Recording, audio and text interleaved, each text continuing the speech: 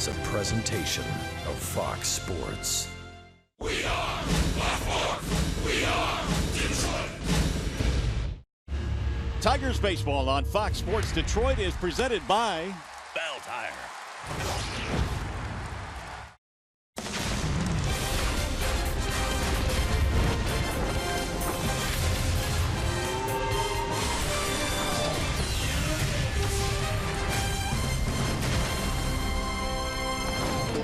Last night, Victor Martinez hit a two-run shot off Noah Syndergaard. It turned out to be the game winner as the Tigers take game one of the series. Tonight, it's Fiesta Tigres. We celebrate the Latin players in baseball and honor their accomplishments. Tonight, it's the Tigers and the Mets in game two in the series. Hi again, everyone. Welcome to Tigers Baseball. Mario and Pemble alongside Rod Allen. Glad to have you with us. Game two in the series, thrilling victory in game one, Rod, and it's starting to pile up now. The Tigers taking care of some pretty good pitchers. They beat Syndergaard last night. He's on a long list. You know, one of the things that we know about this Detroit Tigers team is the fact that when they go up against guys that throw hard, they're no problem for these Tigers bats. If you've got a fastball in the mid to upper 90s, these Tigers hitters can turn it around with regularity. There's some really good guys on the list that we're going to show you. Well, the Tigers, of course, have beaten a lot of really good pitchers, including Jose Fernandez way early in the season. You might remember that. Then they went on to beat Garrett Cole, and here's some of the other guys. These are all really good Cy Young type guys. Well, they got Chris Sale a couple of different times. That's because Victor Martinez owns him. And Dallas Keuchel, I mean, he was a Cy Young Award winner in last night's game. You talked about Noah Syndergaard. They got to him last night, and they beat Jose Fernandez for the very first time down in Miami at the beginning of the season. All right, well, the Tigers, of course, had some pretty good offense at times last night, including another multi-hit game for Ian Kinsler. I mean, this guy is really going off. And when you start to look at some of the numbers he has put up as far as American League leadoff hitters, he is tops or close to tops in most of these ranks, including hits, multi-hit games, home runs, RBI, and OPS. Ian Kinsler, well, to say it, I guess succinctly, Rod, has been perhaps the MVP of the Tigers this year. Oh, there's no question about that. I believe he has been the most valuable player of the Tigers team this year. Of all those ranks that we were able to see there, really the only second baseman with better numbers than Ian Kinsler is Mookie Betts. I was downstairs talking to Ian during batting practice today, and I was just kind of casually having a conversation with him around the batting cage, and he had this scowl on his face, Mario. I said, "You got your game face on already?" I said, "Smile." I was able to get a smile out of Ian Kinsler, but that's just the way he plays the game every single day. He comes to beat you. He does, and every single night he seems to beat you. We'll take a quick time out after a short break. We'll send you back to the Call Sam Studios. Check in with Johnny Kane. The Tigers continue to roll in interleague play, 11-4 against the National League this year. Tigers-Mets, game two, coming up next.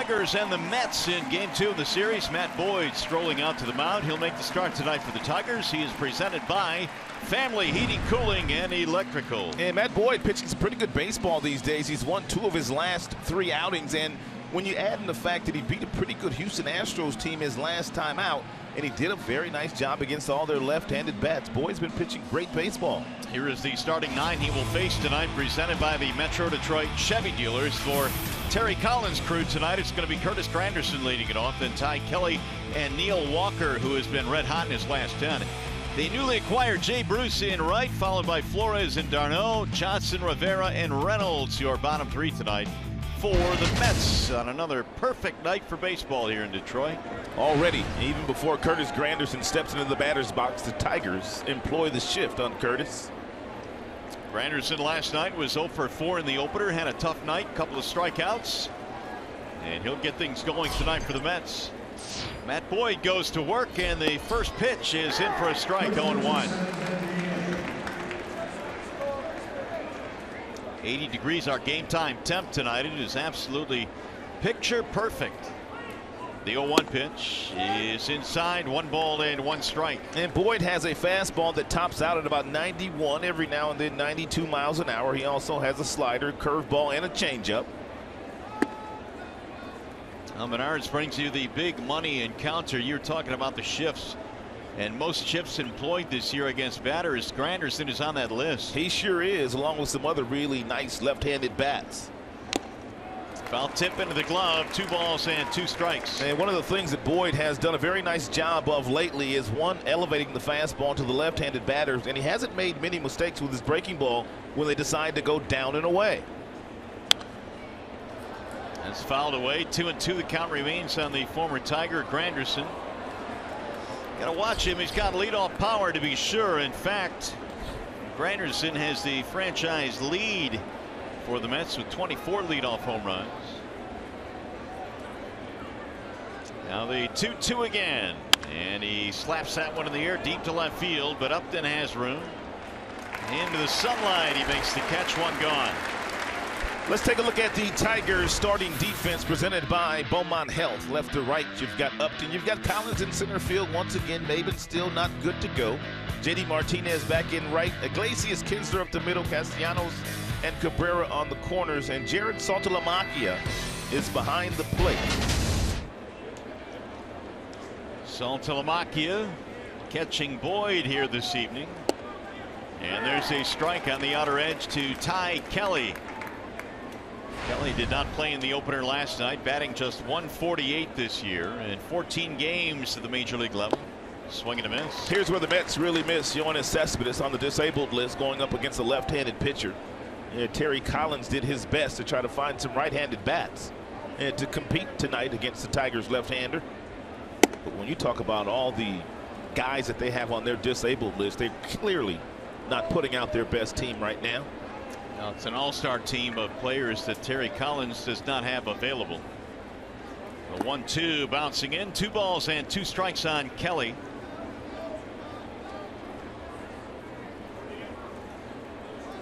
Up for his 3rd stint this year with the Mets. Kelly had pretty good numbers at their AAA team in Las Vegas.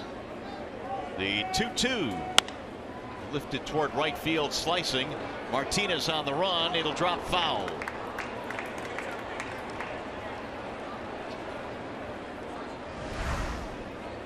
Here's the list of players on that disabled list for the Mets. Look at this. They got some big boys on that list. Reyes is on that list. You talk about David Wright, he's done for the year. Duda done for the year. They got some really good players that they just cannot use right now, and they're hoping to somehow stay close, but it doesn't look like they're going to get in, because those Washington Nationals, man, they're playing some good baseball again. Yeah, right now Terry Collins probably is zeroing in on the wild card situation. 3-2 now on Ty Kelly. Waiting on deck is Neil Walker, their number 3 hitter. Here's the 3-2. And he lost him, ball 4. Kelly gets a 1-out walk.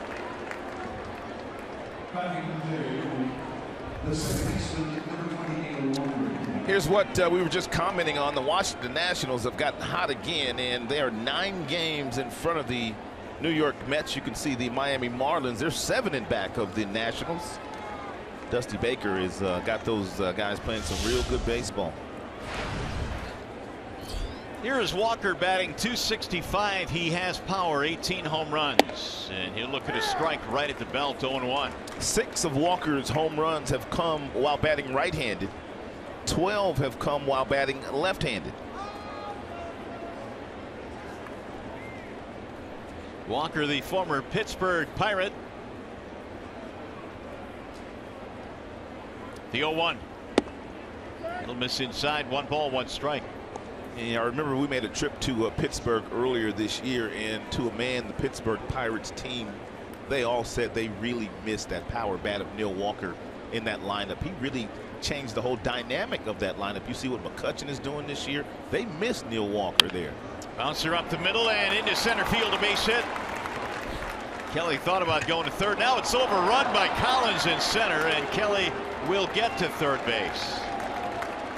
It'll be a single for Walker and an error on the center fielder Tyler Collins.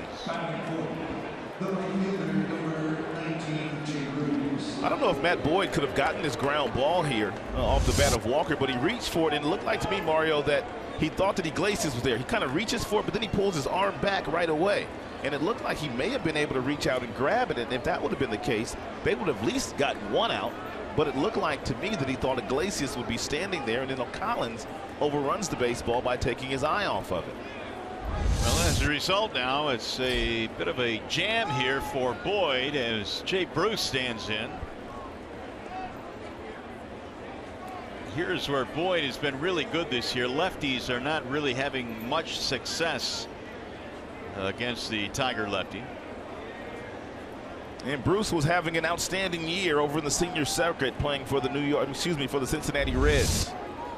He had driven in a lot of runs, and it looked like Boyd kind of caught Miguel Cabrera off guard there. That ball is popped up, and Kinsler hauls it in for the second out, so Boyd retires him on 1 pitch. That's a big out. 2 gone. Now Wilmer Flores. Flores in the lineup tonight because he really hits left-handed pitching extremely well. He's only .253 overall this year, but .348 against lefties. And that's probably the main reason why Terry Collins has him batting in that number 5 spot tonight, hoping that he can drive in a 2-out run. Only .209 against right-handed pitching. First and third, 2 outs. Swing and a miss, 0-1. Real good breaking ball there thrown by Matt Boyd. That's one of the things that Saltalamacchia has done very well with Boyd. As a matter of fact, Saltalamacchia has caught all 9 of Boyd's starts. When there's runners in scoring position, he simply has Boyd picked backwards. Breaking ball there and a fastball count. Coming back with another breaking ball here. That'll miss low and in. 1-1 the count on Flores. You think the main reason why Brad has pretty much not said, but it's apparent that this is Boyd's catcher. 9 starts, he's caught all 9. You think it's the leadership skills of Saltalamacchia is the reason why Boyd catches him? I think so. He catches Boyd. And I think most managers hate to say this is your personal catcher. They don't want that to be perceived as being the case. But it's going to work here as Salty leads him through the jam. A ground out ends the inning. No runs, a hit, a walk, 2 men left.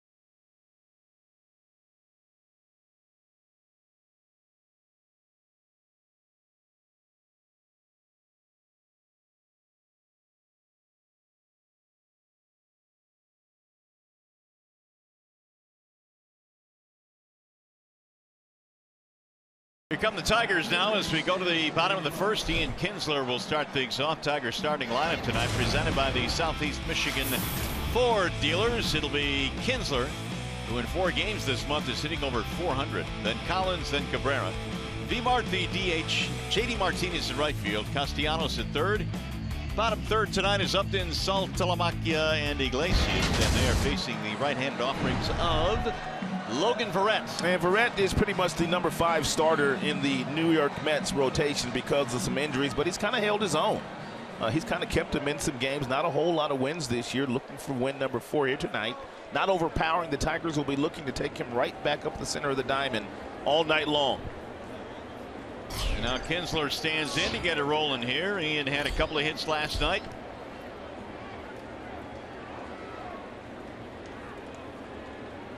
And he'll look at a ball inside that nearly hit him. 1-0. And top fastball for Verrett, about 90 miles an hour. He also throws quite a few sliders. He will use more changeups to the left-handed batters than the right-handers, and an occasional changeup. 2-0 on Kinsler. Ian now with 41 multi-hit games with his 2-hit game last night, which is 3rd most in the American League. There's a strike call, 2-1. How about the way that he took the game over in the very first inning yesterday? Singling sharply up the middle against Syndergaard, stealing 2nd and 3rd, and then coming home on the roller down the 3rd baseline off the bat of Miguel Cabrera. That was pretty much a gift run for the Tigers in the first inning yesterday. Yeah, and you know, Sooner had said you can run on this guy, and Kinsler did twice. 2-1 is bounced to the left side of the infield. Charging there is Johnson. 1 gone. Let's take a look at the starting defensive alignment for the New York Mets. It is brought to you by Tim Hortons. Kelly, Granderson, Bruce in the outfield. Johnson, Reynolds, Walker, Flores in the infield. And Darno is the starting catcher here this evening. Here's Tyler Collins in the 2 slot again tonight with Cameron Maybin getting another night off. I was talking to Tyler Collins before the game today, and he says that he has faced Verrett quite a few times and knows exactly what to look for tonight. So we'll see who wins the battle. Verrett is a native of Corpus Christi, Texas. So I'm sure these two probably saw a lot of each other in the amateur circuits and in pro ball. There's the ball going in. Collins hit the ball sharply last night, against Syndergaard. His first couple times up, but had nothing to show for it.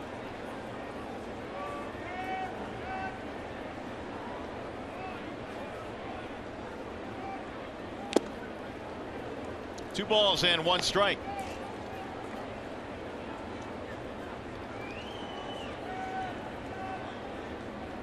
Tyler, meanwhile, was born in Lubbock, Texas.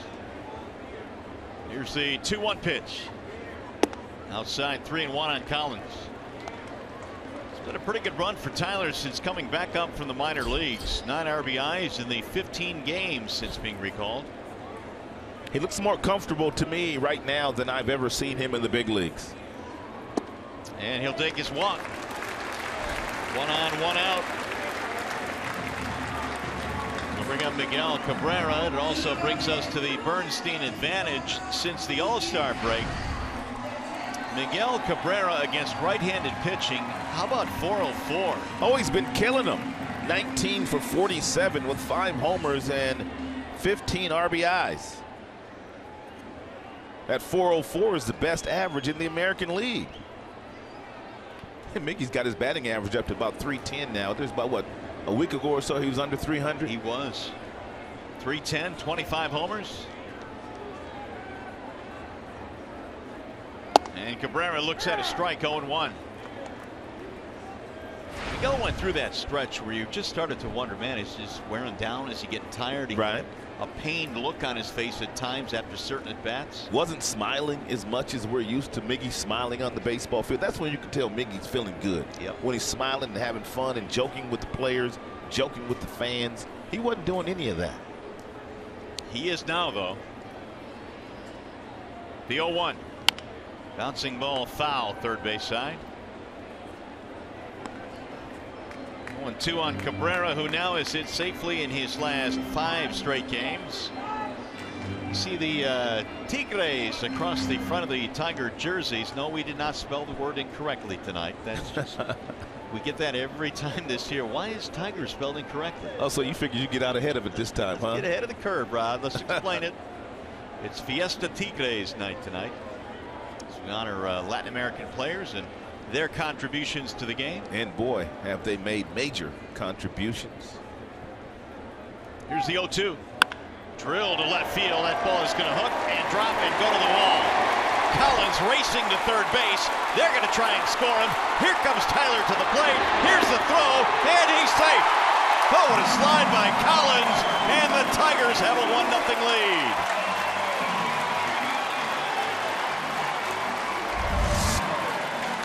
It's a changeup that Verrett loves to throw to the right-handed batters, but most right-handers love the ball down. Miguel Cabrera was fooled, but he kept his hands back, and he whistled it down in the left field corner. I have to admit, when I saw Dave Clark sending Collins home, I thought he was going to be out, but a wonderful slide by Tyler Collins, able to get that left arm in there safely. What a slide. There was a little voice in my head saying, don't send him, don't send him, don't send him. I was doing the same thing. That's why we're up here, and that's why Dave Clark's down there in that third base box. You got that right. 1-0 in favor of the Tigers, and RBI number 72 for Miguel. Now here's Victor Martinez.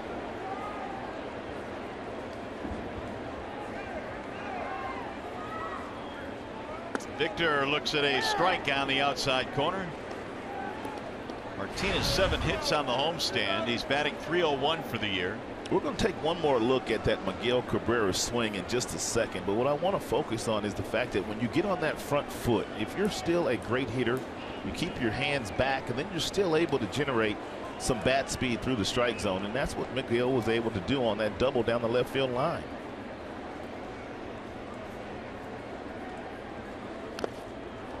Oh, 2 now on B-Mart. Take a look at Miggy in the body. See, he's fooled by the changeup. Look how quickly he gets on the front side. But right there, he's on the front side. The bat starts to come a little bit. Then he recognizes the ball is going to be down, and he just extends the arms through the strike zone. And his ability to barrel up the baseball is pretty much second to none in our sport. Cabrera extending his hitting streak to 6 in a row. And Verrett has early trouble here. A 26-year-old right-hander. Flared toward left field, foul. Victor Martinez has hit safely in 9 of his last 11. He has again formed a potent 1-2 combo in the middle of the Tigers lineup with Miguel. And now that they've got JD Martinez back, that lengthens the lineup even that much more. Well, you got to be an opposing pitcher looking at the lineup card if you're facing the Tigers thinking, well, Kinsler, then on most nights Maven, then Cabrera, Martinez, Castellanos up, then it just doesn't light up. And then you got them bottom feeders down there that get you every now and then too. That 7, 8, 9 group. It'll bounce in, 1 ball and 2 strikes.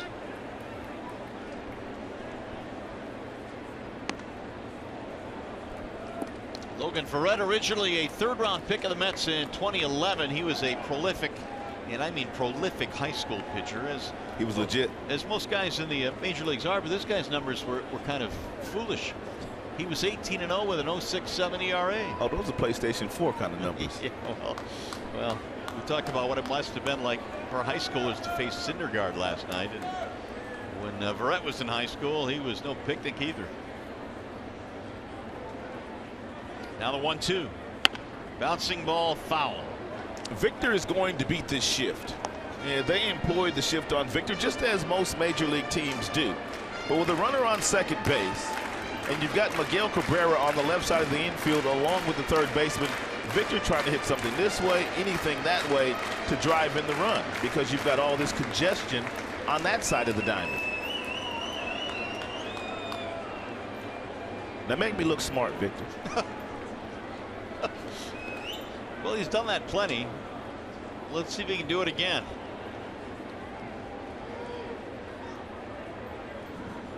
Here's the 1-2.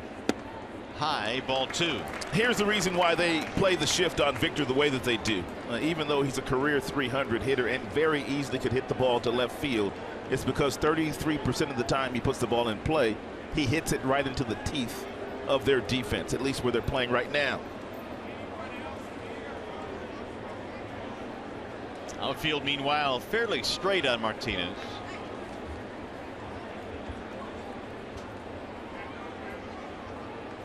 Here's the 2-2, and it's inside. 3 balls and 2 strikes. Victor just gives you a quality at bat, especially when he's healthy, when his legs are healthy. And from the waist down, he's got great balance, great foundation, and that's the key to hitting. You've got to have a great foundation.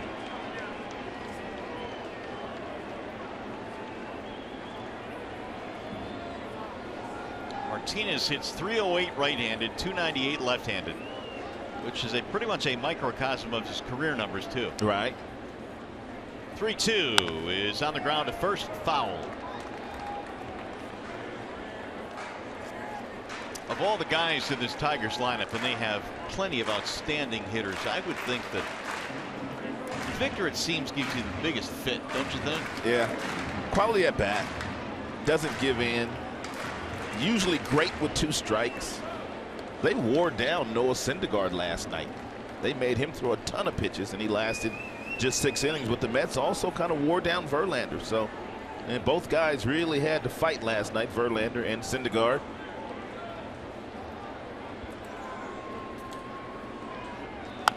Little bouncer to first base. That'll be gloved there by Flores. Victor is out of there. Advance the runner to third. 2 gone.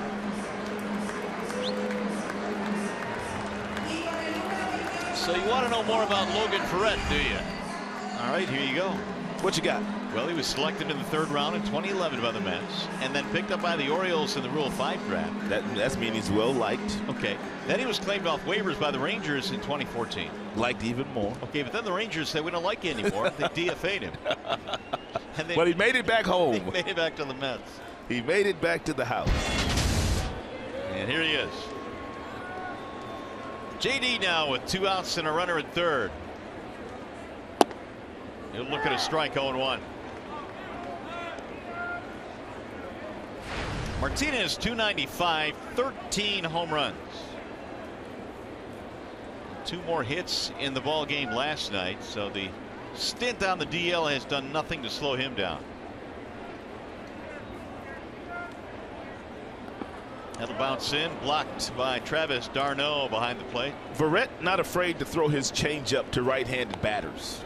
You know, we saw the changeup that he threw to Miguel Cabrera. It was in a beautiful location, but Miguel is just a great hitter. He was able to pick it up and drive it down the left field line.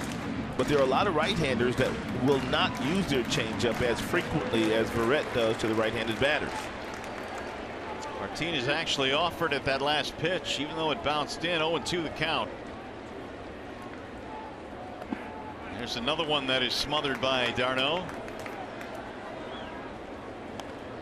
And when you call for the breaking ball, you pretty much know exactly where you're calling for it for. And Verrett has pretty good control. So if you're d'Arnaud, you simply get over, and then you bend over at the waist. You make sure you keep the ball in front of you. You can't do it any better than he just did that. Tigers have a run on the RBI double by Cabrera, and now JD trying to knock in a 2-out run here. Just off the plate. Little bit wide. He has already thrown 25 pitches. 14 strikes, 11 balls for Verrett in the first. Not a good ratio early on here.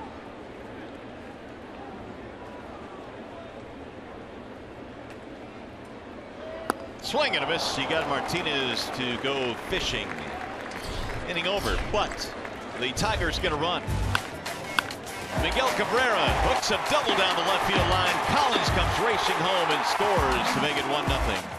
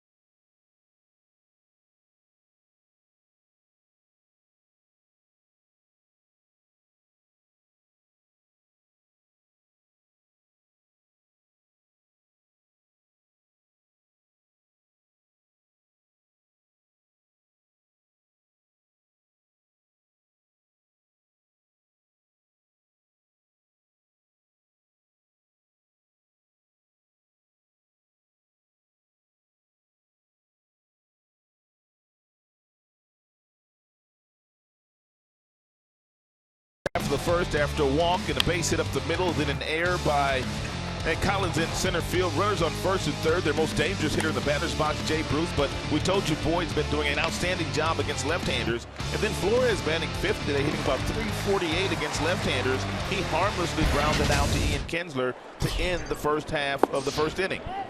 That Boyd has a 1-0 lead as we go to the second, and it'll be Travis d'Arnaud. d'Arnaud, Kelly Johnson, Rene Rivera for the Mets.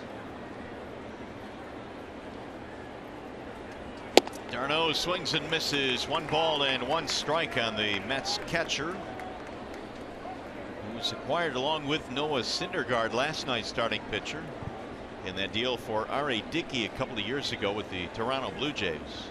d'Arnaud at that time really highly thought of as a prospect.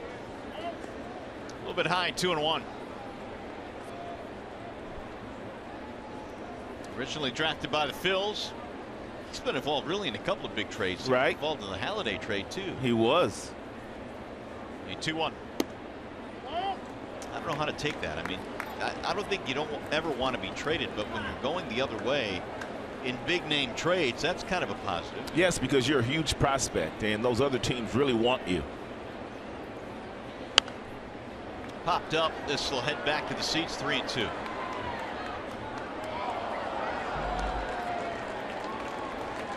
d'Arnaud at .245. He has hit 3 homers this year.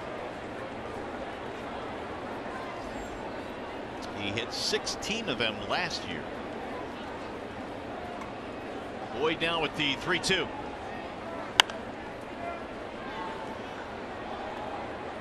Tigers coming in tonight at 60-49, 11 over the 500 mark, and they have found their stride right now as they begin to wind down this homestand. They've got a trip out west coming up, but a lot more games at home here in the month of August, and a grand opportunity. And he walked him. No, he got him. Strike 3. d'Arnaud was headed to first base, but he's called out there by Tony Randazzo and sent back to the bench. And we'll get another look at here, but it looked like it was right down the middle. Appeared to be.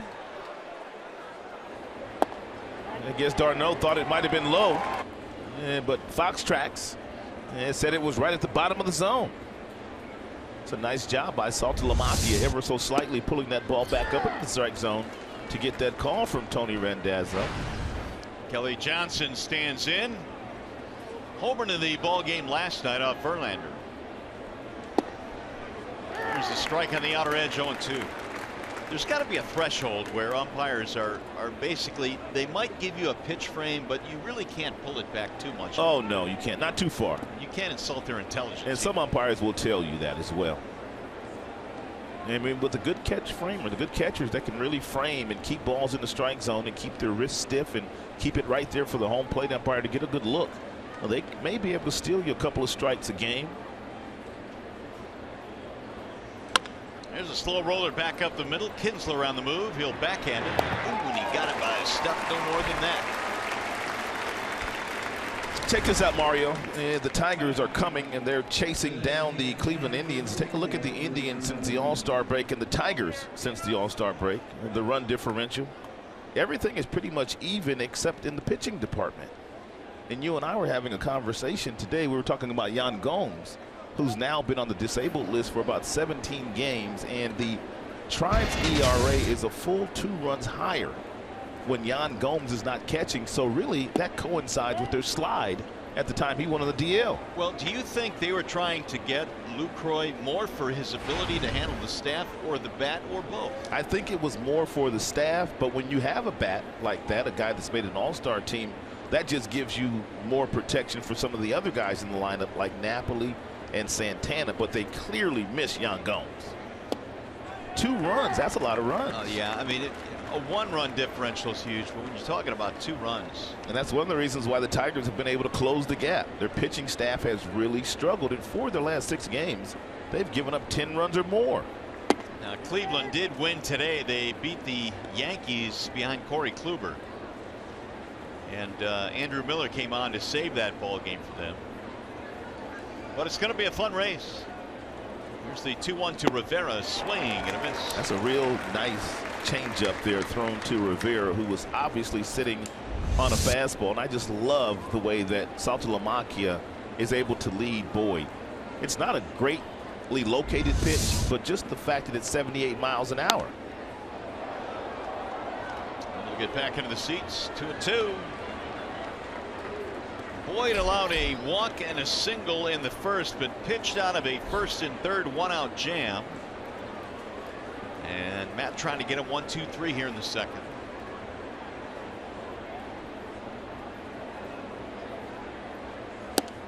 And he just missed outside. Boy, he was a couple of steps to the dugout. Yes, he was. And so were a couple of the infielders who had a bird's eye view of that pitch. And right now, Jared Saltalamacchia is apologizing to Tony Randall. So he didn't mean it. He didn't mean it. He thought it was a strike. Give him a break. That's because it was. Here's the 3-2. And there's ball 4. Well, those catchers got to work the umpires, though, don't they? They sure do. That is the second walk issued by Boyd. 2-out runner. I mean, when the game starts, I mean, if in this particular situation, let's just say Boyd's had a really good curveball or good slider lately. That's where the catcher, before the game even starts, he tells the home plate umpire, make sure you stay with those curveballs today. He's had a good one. It's breaking late, but it's been getting a lot of plates, so make sure you stay with it. And you'll get a couple calls during the course of the game because they will look for it. Here's Reynolds, the number 9 hitter, and he looks at a strike 0-1.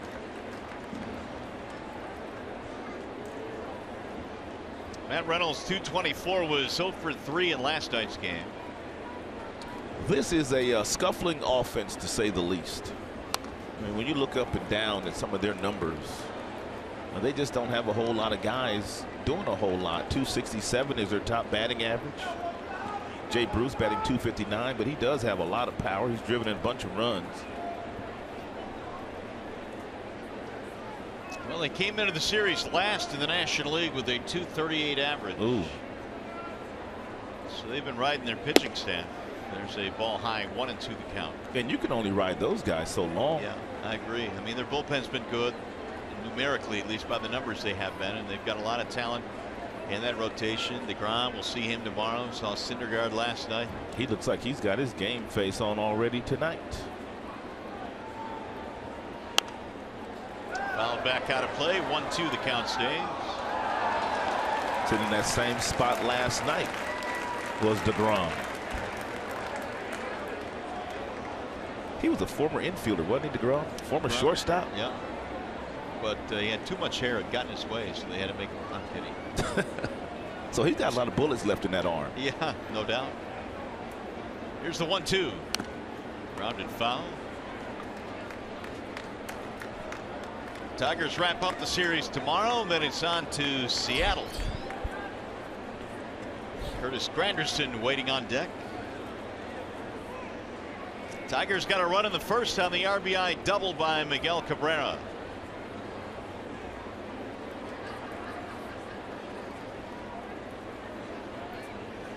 Swing and a miss. Boyd strikes out Reynolds, his second strikeout of the game. And no runs, a walk, 1 man left. We go to the bottom of the second.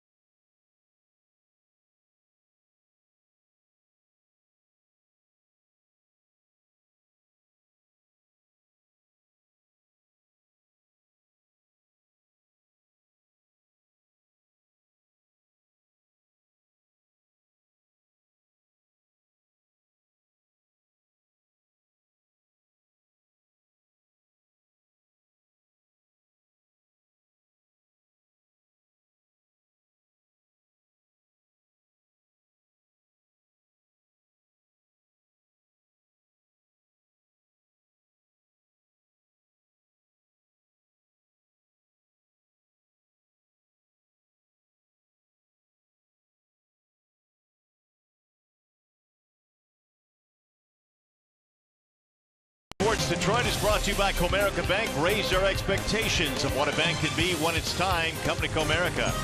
Dodge, find your summer of performance with great deals at the Dodge Summer Clearance Event. And by Kroger. Another beautiful night for baseball here in downtown Detroit. Big crowd on hand tonight. The Mets, Tigers, game 2 in this 3-game weekend set. Nick Castellanos leads it off. And he'll look at the ball up high from Logan Verrett, who surrendered a run after a walk and a double in the first. Nick at 286 now with 18 homers. Here's the 1-0. Outside, 2 balls, no strikes. And we'll see if Verrett gives in and throws Castellanos a fastball here in the 2-0 count. If he does, we do know that Nick's going to get a great swing at it. He hasn't missed many fastballs in fastball friendly counts this season. And he missed outside. Good eye by Castellanos. It's a really good eye.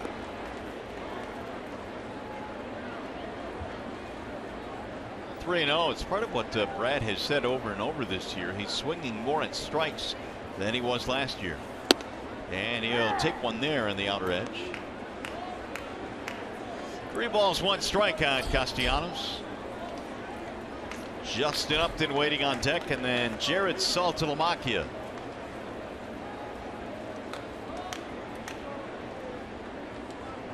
Here's a 3-1. Pulled foul, 3-2. Verrett played his college ball at Baylor University. Talking about that big senior year he had as a high schooler. He led his team to the high school 4A state championship. That team was 42-1. Wow. And they were ranked 9th nationally. Here's the 3-2. How do you play 43 games and lose only once? You got a great pitcher, and that's exactly what Verrett was. As a matter of fact, he was the Friday night guy at Baylor while he was there too. So that gives you an idea. The Friday night guy, that's the best guy on your pitching staff. That's the one that gets the weekend rolling. 3-2.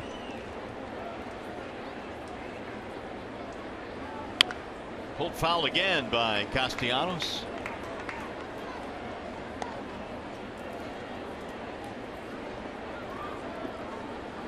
Nick in the ball game last night was 0 for 3, just 4 hits on this homestand.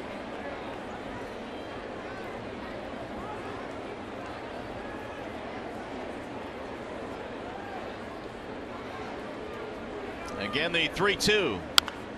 And another ball that's hit foul right by Dave Clark. And Verrett continues to pound the Tigers right-handers in with that fading changeup, and guys continue to foul it off down the third baseline. This will be the 9th pitch in this at bat coming up. He threw 26 first inning pitches. And another foul. So the battle continues, and the frustration starts to mount now for Verrett.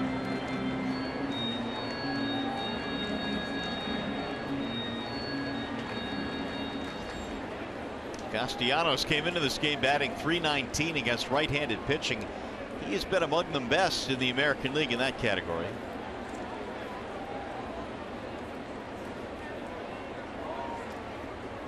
And he takes a walk.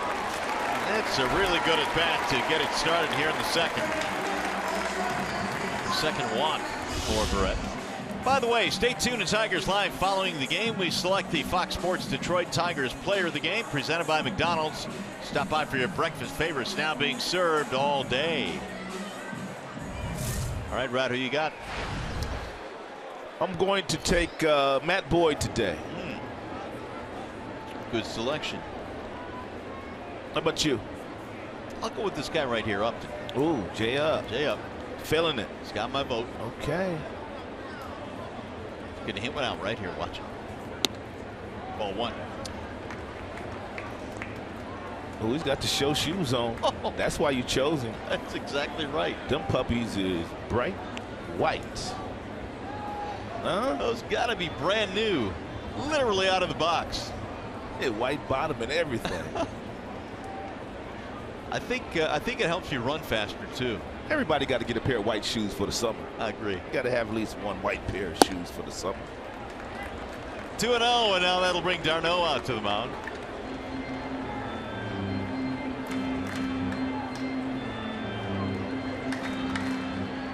Well, we have seen throughout the course of the year, I mean, Cabrera's had like a pair of shoes for every different event this year, whether it's Mother's Day, Father's Day, all the different holidays. He's got some fancy shoes. That's right. Big leaguers are taken care of pretty well in terms of equipment. Yeah, another hitter-friendly count for Justin Upton. Should he get a fastball here from Verrett? And he'll look at a ball outside, 3-0. Yeah, Verrett pitching away from contact so far here tonight against these Tigers bats. He's thrown 39 pitches and he has missed the strike zone with 18 of those. He has a horrible ratio so far.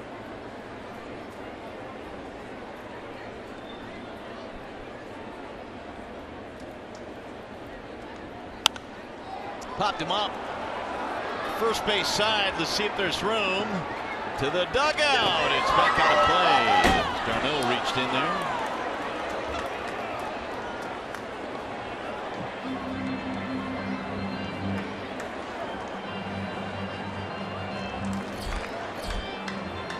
So this is not a good path for Verrett so far. Of the 40 he has thrown, 22 are strikes, 18 have missed.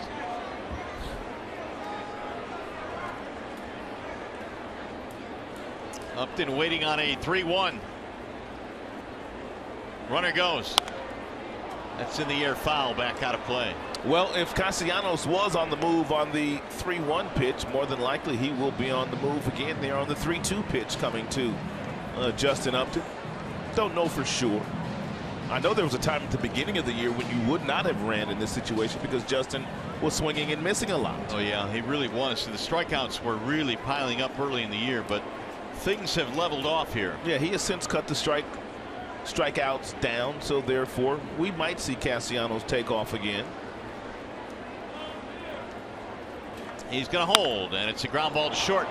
This looks like a tailor-made 6-4-3, and it is. Even if Castellanos was running, that probably still would have been a double play because it was hit rather sharply off the bat of Upton.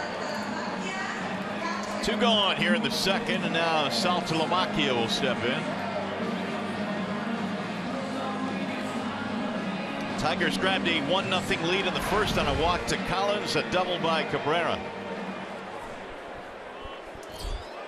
Salty at 204 is 1 for 7 on the homestand.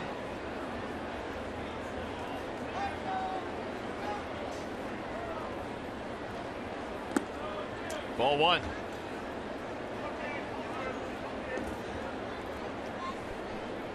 Ten home runs this year for Saltalamacchia, and a good bunch of those came the first month and a half of the year. And a lot of those homers that Salty was hitting early, they were either tying the score or giving the Tigers the lead. He had some big homers early.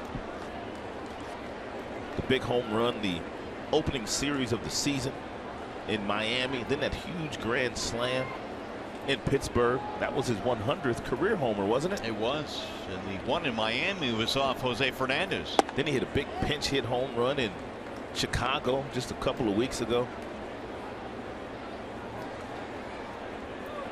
Salty. I've never really had a problem pronouncing his name. As many letters as he's got. Yeah. Usually, you know, I pick a nickname in a heartbeat. That ball hit sharply, and it'll be turned for the out. And the inning is over. No runs to walk, nobody left. 1-0 Tigers.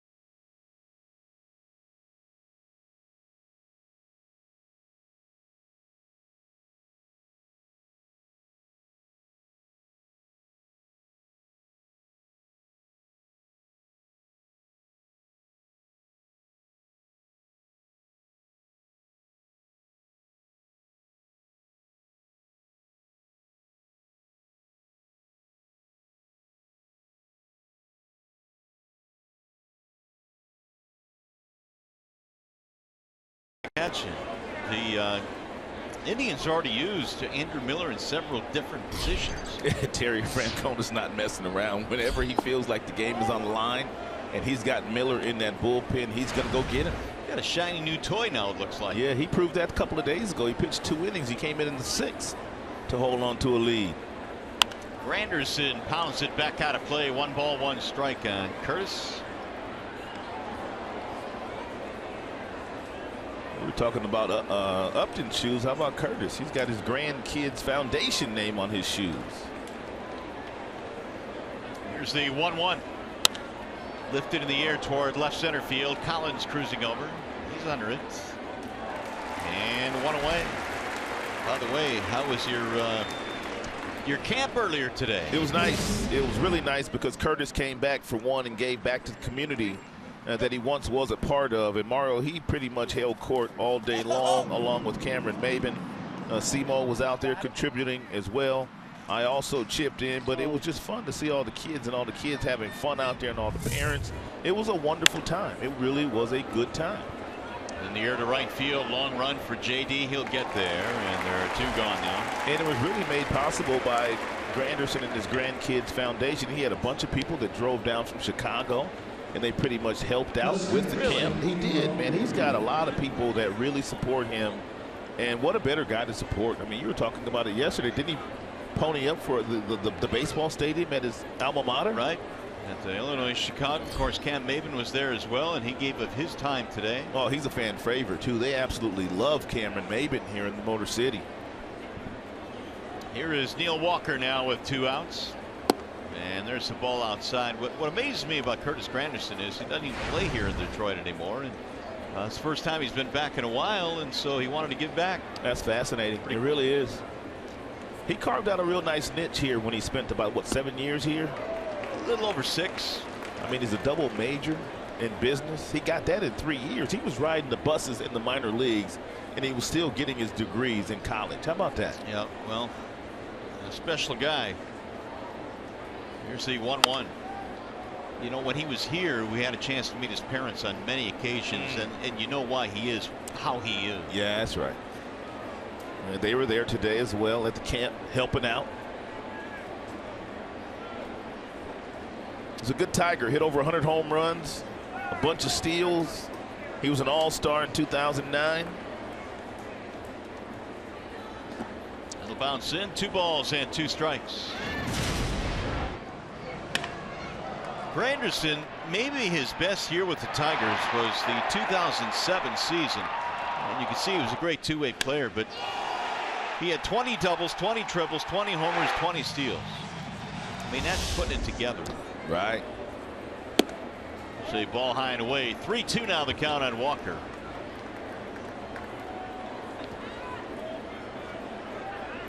Two outs, nobody on. Walker had a single in the first. He has 3 hits already in the series.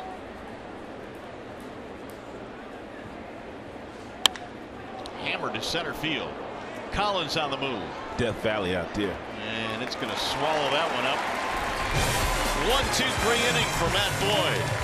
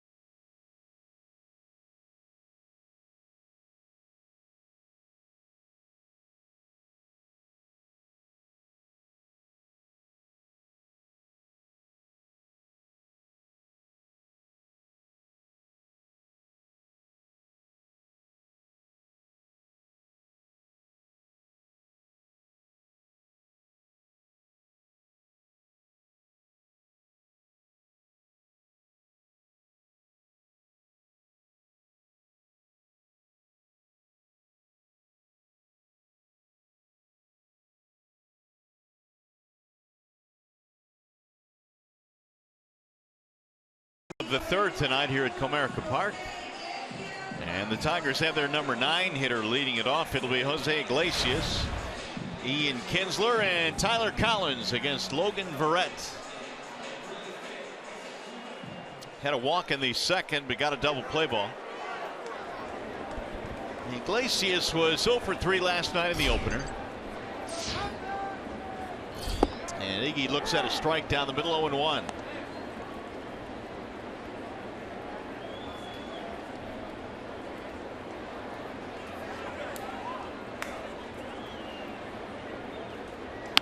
He'll slice that one back up the middle on a weird hop. Barehanded play. Safe at first base. What a play by Reynolds, though. I mean, he did everything possible to try to prevent Iglesias from getting another infield single. The ball takes a little bit of a tricky hop on him, so he bears hands it, do or die fashion in the palm of the hand. Then he gets it in the fingertips and flips it across the diamond, but not before that left foot by Jose Iglesias gets on the bag. Iglesias gets tons of infield singles. Not sure there's anybody in this league that gets down the line quicker than Iglesias. Here is Kinsler. Tigers have their second hit. Ian is 0 for 1 in the ball game.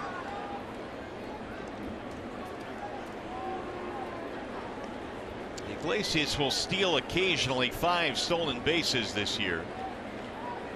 Being held at first by Wilmer Flores.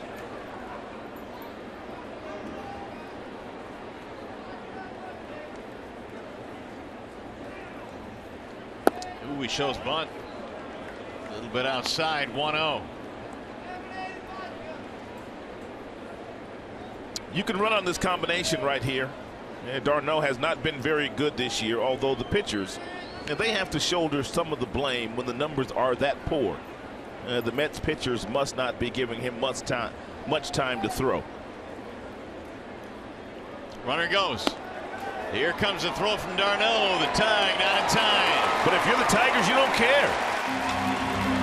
All you saw is that 16%, so you're going to exploit the weakness, and Iglesias gets his 6th steal of the year. He gets a really good jump, and then a head-first slide. It looks like Terry Collins is going to look at it. Let's see what we got here. Hard to tell by that angle. I thought he beat it out. Ooh, it's close. Maybe not. It's close. It's really close. And Terry Collins, the manager of the New York Mets, he's going to challenge everything, because last night they missed an opportunity on a play. And J.D. Martinez, when he doubled off of the right field gate on his double, and we'll show you at some point in time, and J.D. Martinez came off the bag, but the Mets didn't challenge, but they're going to challenge this one. What do you think, Mario? Got him? Honestly, I think he's out. I don't know if it's enough to turn it over. So how's that for a definite maybe? I think he might have gotten him, but you know, when they're that close, they usually stick with the call on the field. You know, we had a chance to take a peek at that play last night, the J.D. Martinez sliding to second base. How much of that play do you think may have maybe coerced him into challenging this play? Oh, everything, because he immediately came out. I mean, I'm not sure they even took a look at this underneath. Right, you're right. It was quick. Terry just walked right out and said, we're challenging. This might be the best look we have right here. Yeah, he might be out. The call on the field was safe at second. We'll see if it stands.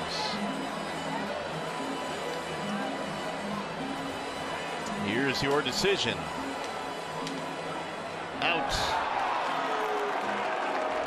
So reverse it. That is not a stolen base. In fact, it'll go down as a caught stealing for Darno. And it appears that they got it right after getting a look at the replay.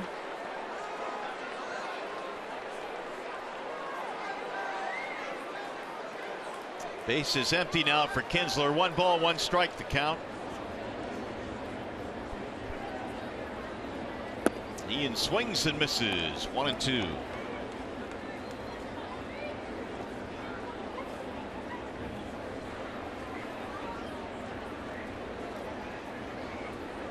A minute 28 seconds on the time of that review. Here's the 1-2 pitch. And he got him. Strike 3 in the outer edge. And that's all for Kinsler. 2 gone now. We check in with Kristen Keith. Hey, Mario. Well, there are several fans here tonight, and one of the most popular places these fans will probably take a picture is outside of Comerica Park in front of that huge tiger statue. So that got me thinking, who was the sculptor behind that statue? It's actually Michael Karopian, a New York native. It took 7 months on the project, but don't worry, the sculptor is not a Mets fan. He is actually now a Tigers fan from that work, and some of those statues weigh up to 5,000 pounds apiece and are up to 33 feet long and 15 feet high. Pretty special place to take a picture. If you go on social media, you'll see that's probably everyone's favorite spot to get a pic when they come to Comerica Park. Mario? Yeah, Kristen, you're right. In fact, that seems to be the landmark now here at Comerica Park. Yes. Well, every ballpark seems to have their thing, but They've got so many cool things here at the ballpark. I mean, the Lions up on top of the scoreboard. I mean, this ballpark is special. 1 ball, 1 strike. Tyler Collins. That's drilled to right field. Going to get down. It's going to find the gap. And it's going to go all the way to the wall. This is going to be a triple, it looks like. Collins racing to third base. And he's got a triple.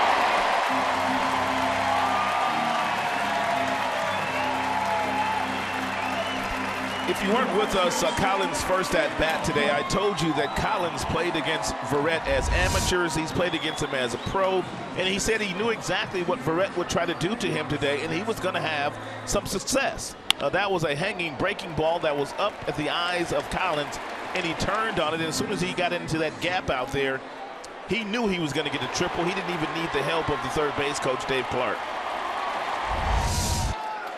Now we'll see if Cabrera could not get a run with 2 outs. 3 base hit for Tyler Collins. Miggy pops it in the air to right field. It's going to be playable. Jay Bruce camping under it. And that'll end the threat. No runs, 2 hits, 1 left.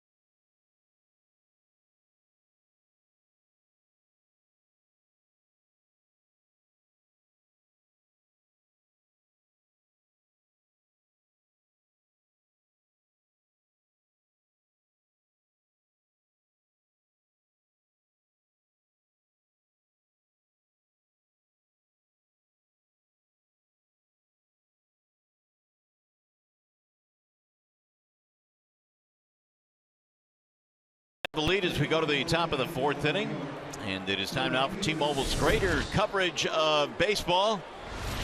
And we're celebrating Fiesta Tigres here tonight. Latin-born Hall of Famers. There are quite a few of them. These are some great players. And Pedro Martinez on that list. Roberto Clemente, Roberto Alomar, Cepeda, Carew, Tony Perez.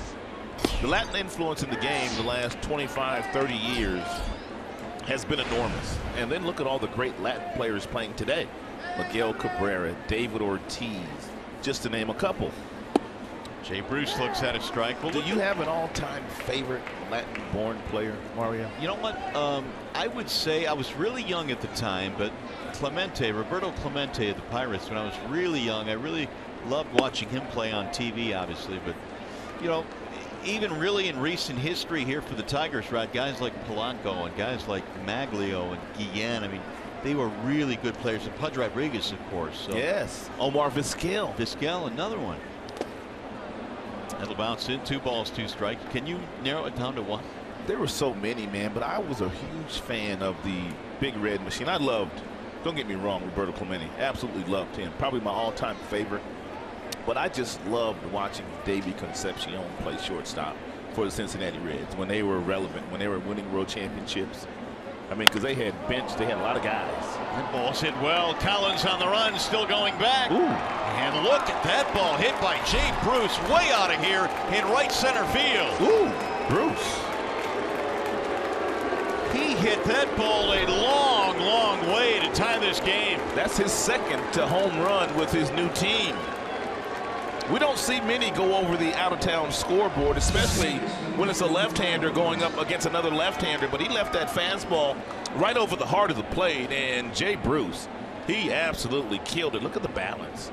And look at the path to the baseball. Look at the head directly down on the baseball. And he knew that sound. 27th home run overall this year. As Rod mentioned, his second with the Mets. And that has tied the game. 108 on the hit speed there off the bat of Jay Bruce. Providing exactly what they wanted from him. That is the first home run that Boyd has hit. Excuse me, that is the first home run that Boyd has given up to a left-hander this year. Yeah, but just to finish that, Davey Concepcion, man, I just loved watching him play shortstop. They had bench. I mean, they had Rose, they had Perez, they had Morgan, they had Griffey. They had a lot of great players. But I just loved watching him play shortstop. Well, I know he was one of the all-time greats, and certainly deservedly so. But for me, Omar Vizquel, watching him play, you know, I mean, he was a wizard, a magician. He never got a bad hop. No, he never really did. And the offensive part of Omar's game was so underappreciated as well. He kind of played in the shadow of his counterpart, Roberto Alomar, because Alomar was such a dynamic offensive player, too. Agree. Here's the 1-2. Lifted back out of play. I was down there talking to Omar before the game today around the cage, and we were talking about the Latin players, and man, we were just coming up with name after name after name, and he really couldn't believe all the names that were coming to him as we had that conversation today. Here's the 1-2 pitch. Grounded toward third foul. And of course, I threw his name in there. He says, no, my name doesn't belong in that same group. I says, yes, it does. And the Hall of Fame in a couple of years will validate that. He's going to get a chance to manage the Venezuelan national team next spring. I'm sure that's going to be an absolute joy for Omar Vizquel. Again, the 1-2. Rolled foul.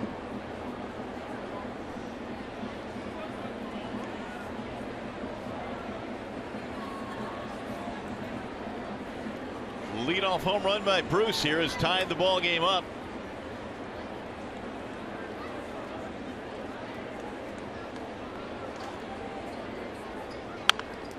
Lifted in the air to shallow center field, and it's going to drop. Base hit right in front of Collins.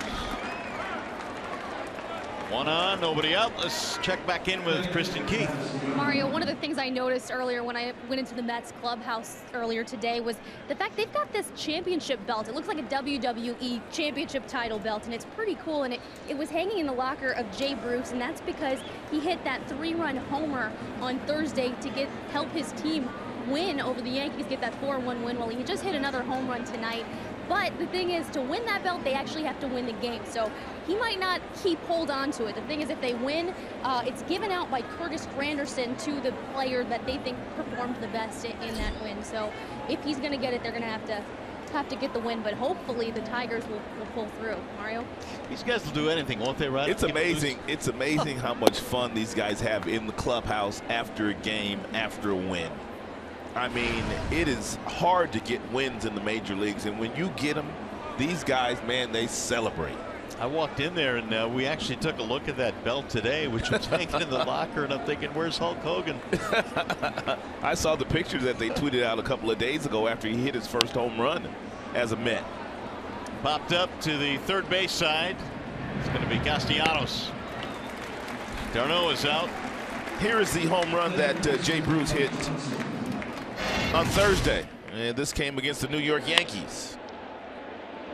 He's just so strong. Back in the gap, Ellsbury, back near the wall. It's out. Well, with all the injuries they've had, they certainly need his bat right now. He gives them a legitimate power source in the middle of the lineup, especially now with Cespedes out.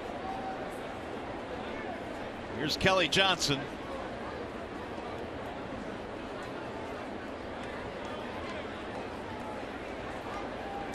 Johnson 0 for 1 with a ground out.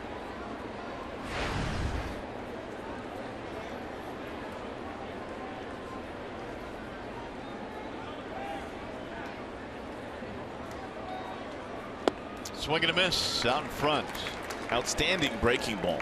He took something off of it at 82 miles an hour and really had Johnson fooled and out in front. Take a look at the swing here by Johnson. I mean, his front side is gone, the front shoulder is gone, and he misses that ball by a foot.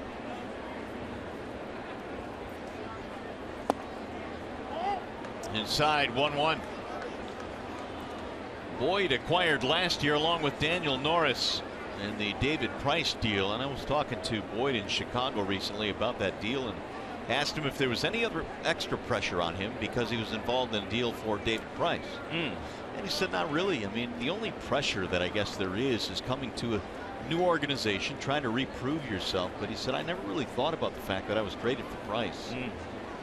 Well, the Tigers, they tried to make a couple of deals at the trade deadline, but everybody that they talked to wanted him first, Fulmer, and then Norris's name came up, and then Jimenez's name came up, the young kid down at AA, and then followed by Boyd. So everything the Tigers did to replenish the system last year, the opposing general managers wanted to hold them hostage for to acquire a player at the trade deadline. And you know what? I love the fact that Al Avila held on to all of those pieces because they are going to be big pieces of the Tigers' future. Agreed. And they've got enough right now on this team to challenge not only for a playoff spot, to win the division as well, I think. That's right. Here's the 1-2. Swing and a miss. Well located breaking ball. Another one at 82, and another one swung right through by Kelly. And we told you earlier that's one of the things that Boyd has really improved on since coming up to the big leagues this year. Left-handers were a problem for him last year. This year, not so much.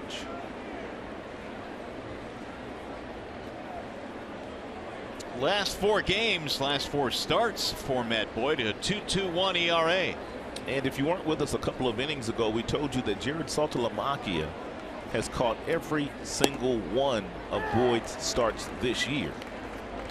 James McCann is an outstanding catcher. That's not what I'm saying.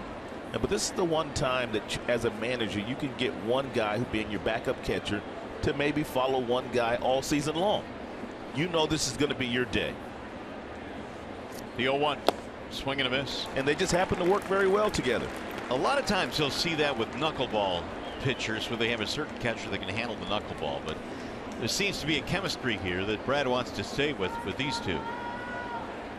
Let's see if he goes upstairs here, if he wants to bury at least one breaking ball at the bottom of the zone, knowing that Saltalamacchia will get dirty for him and block it.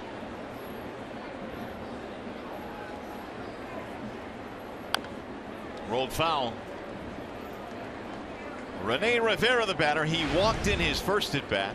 I remember having a conversation with the bullpen coach Mick Billmeyer in spring training, talking about Saltalamacchia and some of the things they were working on with him defensively. And he said one of the things they were really concentrating on was trying to get him to get really, really low as far as his crouch was concerned, because he's got a big body.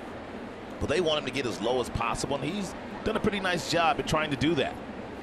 Swing and a miss. Down he goes. That'll end the inning. 4 strikeouts now for Boyd. However, Jay Bruce goes deep. And that has tied the ball game up. 1-1 as we go to the bottom of the 4th.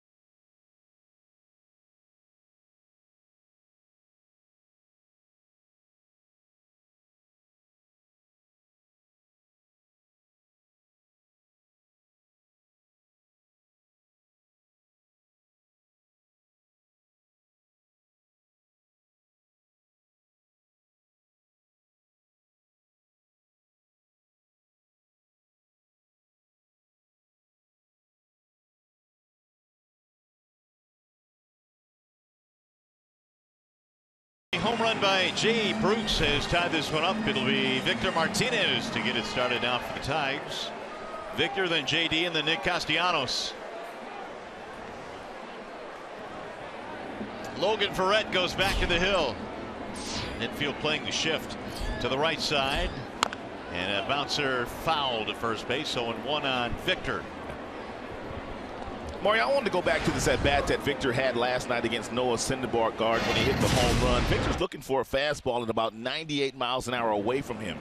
He recognized it against a changeup, and look at how fast the bat got into the hitting zone after he recognized changeup. Great setup, looking for fastball, looking to go to left field. Bat sped up on the changeup, and then he jumped ship to right field. That's just a perfect setup, and it's what I was talking about earlier about having that really good balance as far as your legs are concerned.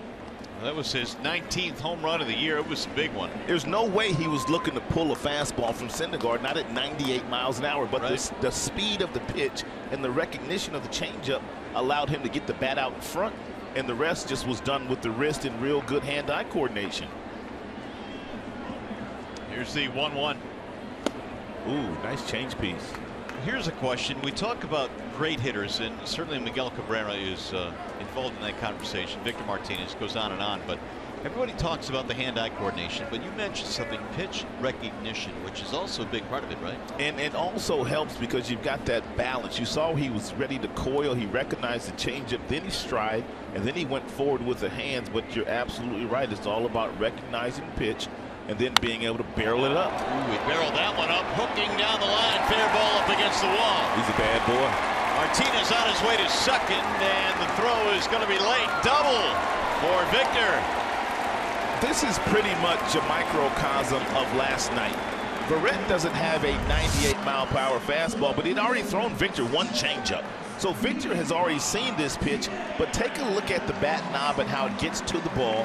And then he just barrels this up with supreme concentration. What a pretty swing. It doesn't get much prettier than this.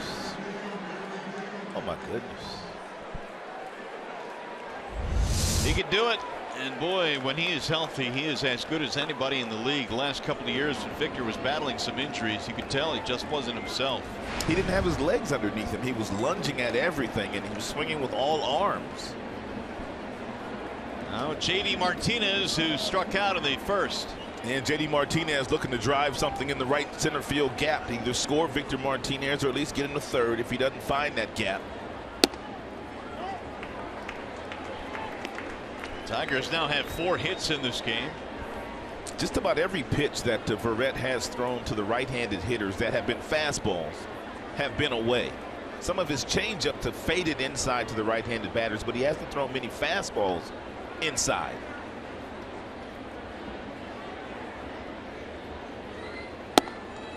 Stayed outside, and the count goes 2-0. And the Tigers, they know that by now.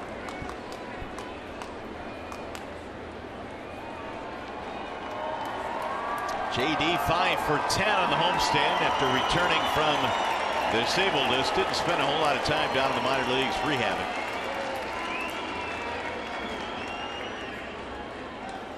2-0 is a strike. JD stayed down there for about, what, a week or so. That's about it. Yeah, but AAA cats ate good for that week. Because the big leaguers, when they go down to the minor leagues, they always splurge for the spread. They buy the whatever's the best thing around. They buy them steaks, and baked potatoes every night. Wow. Every night. They eat good. They love when these guys come down on rehab assignments. Here's the 2-1. So when JD got down there, it was no longer turkey sandwiches and hot dogs and burgers. None of that. No. I mean, they're eating P.F. Chang's. That's what Norris said he had to buy, P.F. Chang's. Right? Yeah. Guys are getting steaks catered in. Steaks and lobster. 3-1 is the count on Martinez. You know, Curtis Granderson playing awfully shallow in center field. JD could burn him easy. Ground ball back up the middle into center field, to base hit. Martinez will stop at third. And it's a single for JD Martinez. That's a great at-bat by JD Martinez. Yes, it's a single. But the fact that you've got your number 5 hitter up there with a runner on second base, nobody out, committed to at least getting that runner over the third base by hitting the ball up the middle or the other way, which is exactly what he does. And then Dave Clark wisely holds up Victor once he gets to third. With nobody out, you don't want to run into an out at home plate. Tigers in great shape to reclaim the lead here. First and third, nobody out for Castellanos. Tigers now have 5 hits. And Castellanos always looks for that first pitch fastball, especially when runners are in scoring position.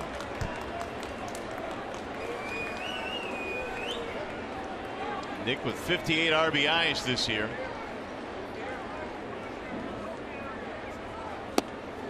Strike call. Whoa. Since July 25th, Tigers are batting .414 with runners in scoring position. Look at the next closest club, the Miami Marlins, at .341.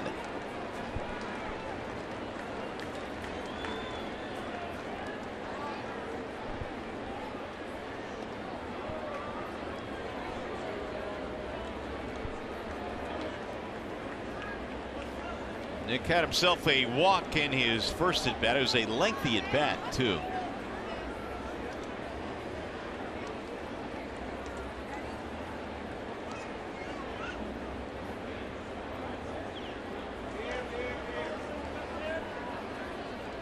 The 0-1.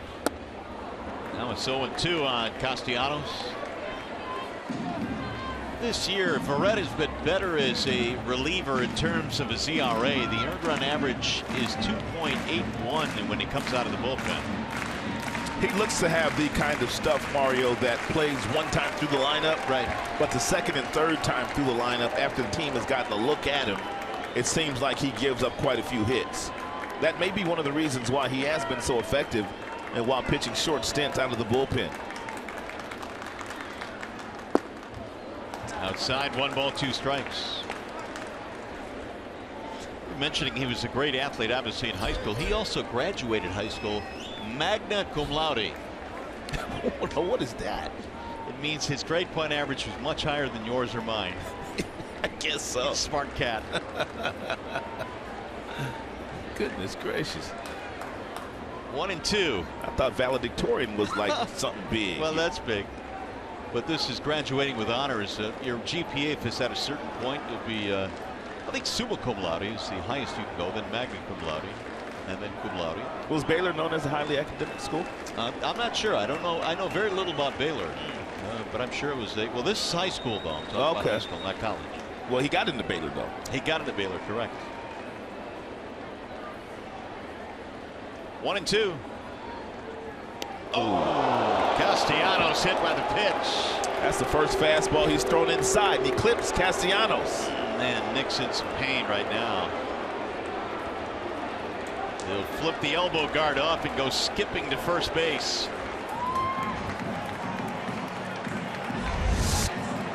And where to get him at? And fastball got away from him. It looked like he got him right off the left wrist area.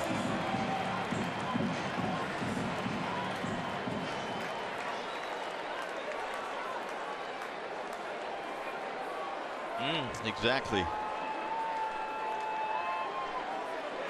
Castellanos still in a lot of pain. Well, the bases are loaded now with nobody out.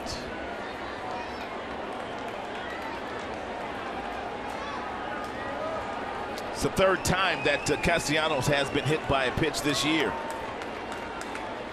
Tigers can blow this thing wide open right here. Upton takes the ball outside. Justin bounced into a double play in his first at bat. 4 grand slams in his career. And a solid .303 average with the bases loaded.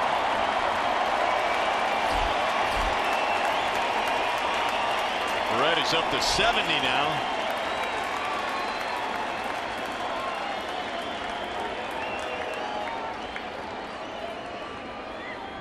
Swing and a miss. Fastball at 90 right at the letters. 1-1. It's going to take some kind of Houdini act now for Barrett to get out of this jam. There's action in the bullpen. Jonathan Neese.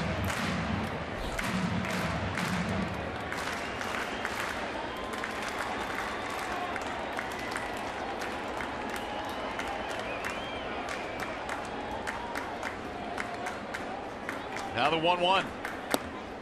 Off the plate, 2-1. Didn't the Tigers see Jonathan Neese earlier this year in the Pittsburgh Pirates uniform? Yeah, it's kind of a weird story. Walker was traded to the Mets for Jonathan Neese. Right. Well, Neese went to the Pirates. And then New York reacquired Neese. And so he's back with the Mets now, but there was some problem. He was subletting his apartment to Walker. And now Neese is back and he has no apartment. Because Walker's in it. Popped him up. Left side of the infield, Reynolds to the grass. And the runners hold. And Tigers cannot squander this opportunity here. Just to remind you, as you enjoy a cold one, to look forward to Miller Time later in tonight's game, brought to you by Miller Lite.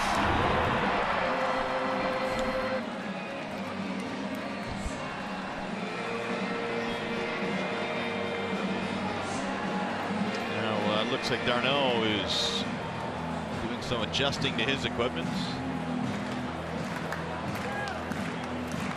Well, we've got him loaded up. You've got Martinez, and Castellanos.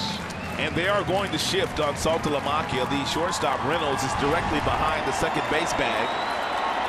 And you have the second baseman playing double play depth, but also to the pull field. We've seen Saltalamacchia a couple of times go the other way for big hits. Swing and a miss. Every time that Verrett gets in trouble, he goes to that changeup or that slider. He is trying to work his way out of this problem. He's given up a double, a single, and he's also hit a batter.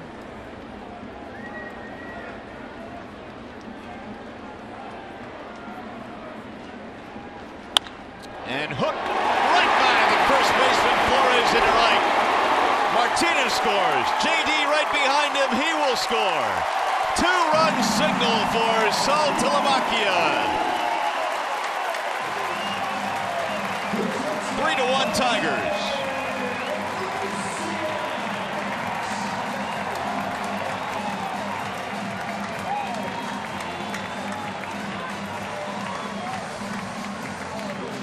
It's another example of the hitter being fooled on a breaking ball on that front foot early, but the hands stay back, and he was able to hit that ball right past Castellanos. Take a look at Castellanos, how he had to take a step back to the bag, and that ball goes into right field, and that's the reason why Castellanos wasn't able to get to third base.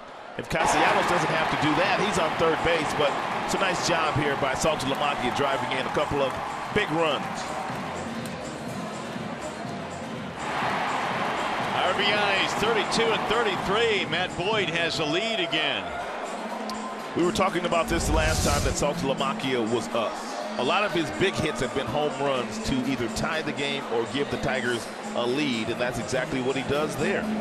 It's a single, but it gets the Tigers a lead. Yeah, he got him 2 runs. They've broken the 1-1 tie, and now Iglesias will step in. Still only 1 out.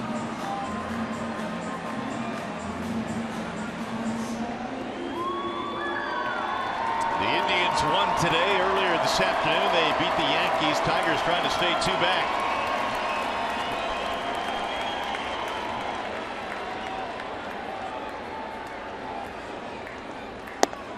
Ball high, 1-0.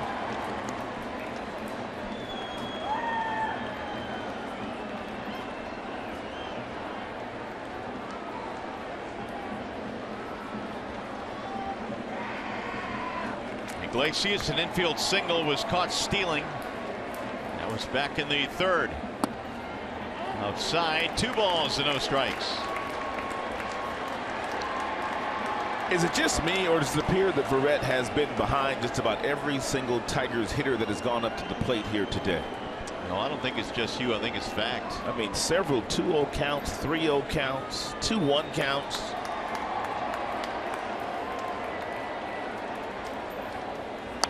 Iglesias hammers it foul, back out of play, 2-1. Only 9 of 18 on first pitch strikes.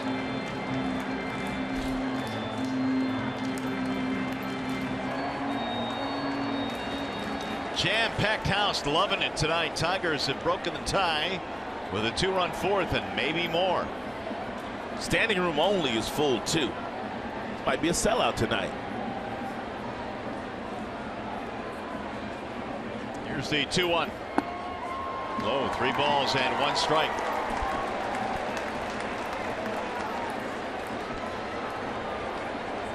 And they're above the jungle out there.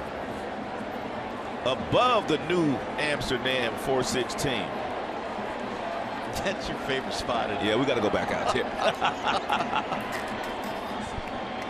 We got to go back out there. Here's a 3-1 pitch. It is popped up foul back out of play. You know, there's also some folks up there on the top of the DAC. Man, everybody's watching Tigers baseball. I can't blame them. Our numbers on television are through the roof, too. They tell us. Well, they're on top of that roof as well. Not even in windows. Tigers baseball at its finest. 3-2. We got to start charging them folks for rent. I was thinking the same thing. In the air to right field. Jay Bruce backing up. Runner will tag at second. Castellanos coming to third. He's in there safely. And the Tigers now have him at the corners with 2 outs.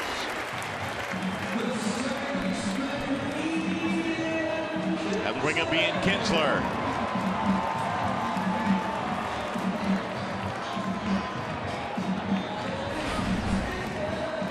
For 2 ground out strikeout for Kinsler. Tigers had 3 runs, 6 hits, and the Mets a run on 3 hits.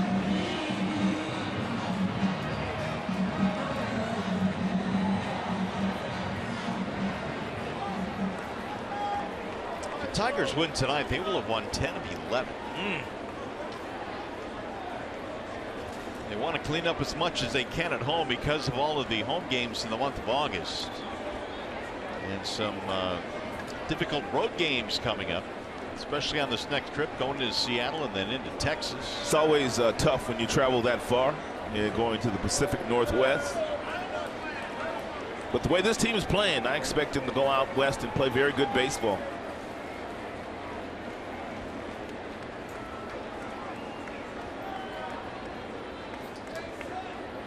Kinsler lines it to left, base hit. Castellanos scores. Saltalamacchia will stop at second. An RBI single for Kinsler. And Tigers continue to get it done with runners in scoring position. That's going to be it for Verrett.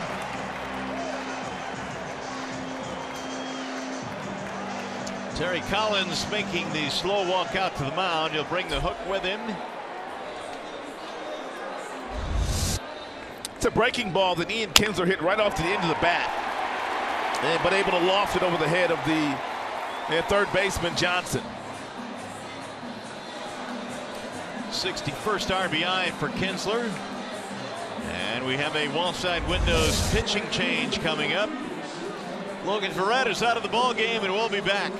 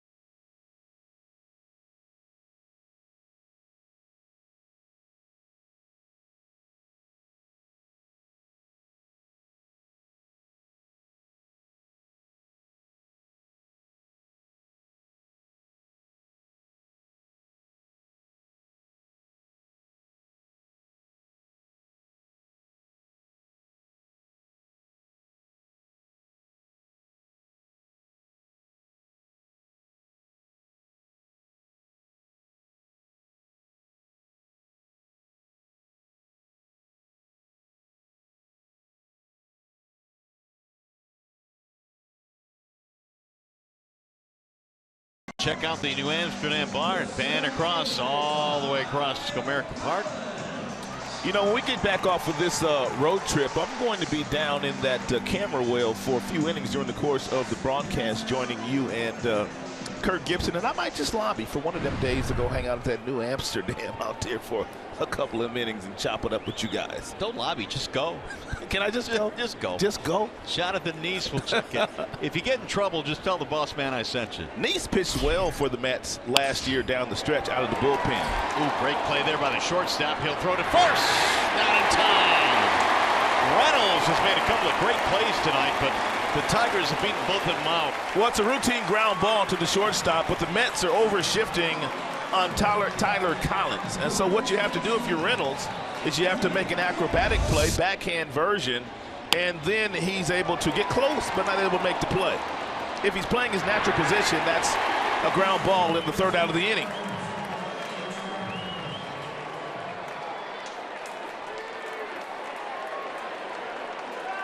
So they're loaded up now for Cabrera. Tigers have 3 runs in here in the 4th inning and a chance to really break it open now. Miggy with an RBI double tonight. He lives for these situations. Neese takes over for the starter Verrett. Only 1 for 6 with a couple of strikeouts against Neese. There are the runners for the Tigers. Line to right field, base hit. 1 run scores. Here comes Kinsler rounding third. He will score, and Miguel Cabrera has driven in 2 more. He is such a great hitter. Most guys that have the kind of stature and the ability that Miguel Cabrera has would be sitting there looking to hit a grand slam, but Miggy simply, all he wanted was a base hit. Take a look at him take this fastball and just kind of fight it off the opposite way for a single and 2 RBI.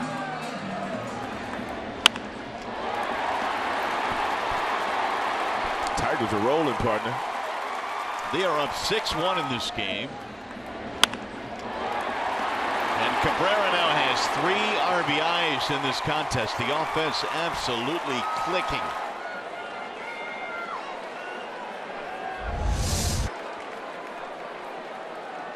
Here's Martinez, who got it started with a double earlier in the inning, and he looks at a strike.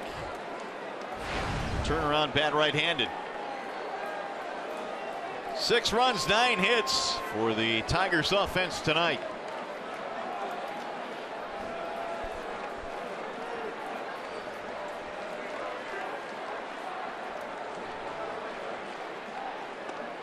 In there, a strike called, 0-2 on Victor.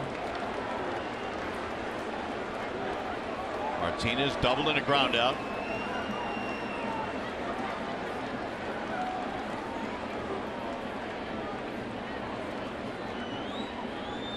Swing and a miss. Victor is out of there. Neese gets a strikeout. Tigers get a big inning. They score 5 times.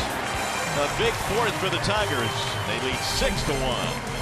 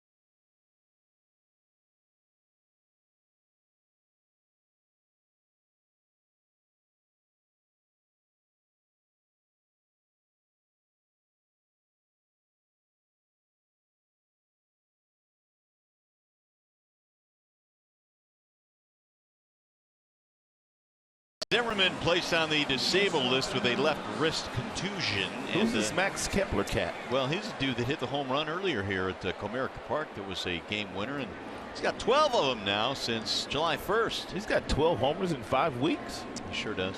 Francisco Mejia is a prospect for the Indians. See that hitting streak he's got? 47. Man. He was the guy the Indians agreed to trade for Jonathan Lucroy, and then the deal fell through. Mike Aviles has taken over at third base for Castellanos.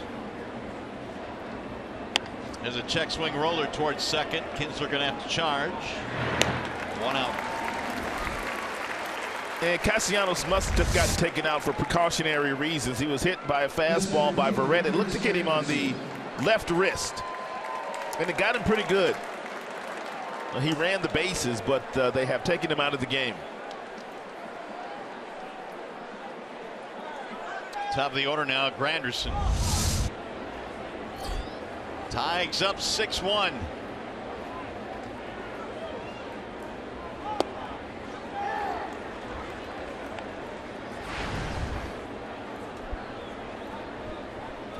Curtis is 0 for 6 in the series. And a ball down low, 1 ball, 1 strike.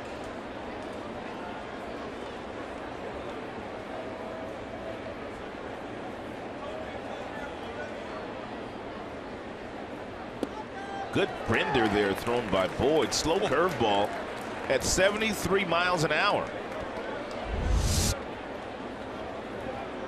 That came out of the hand nicely.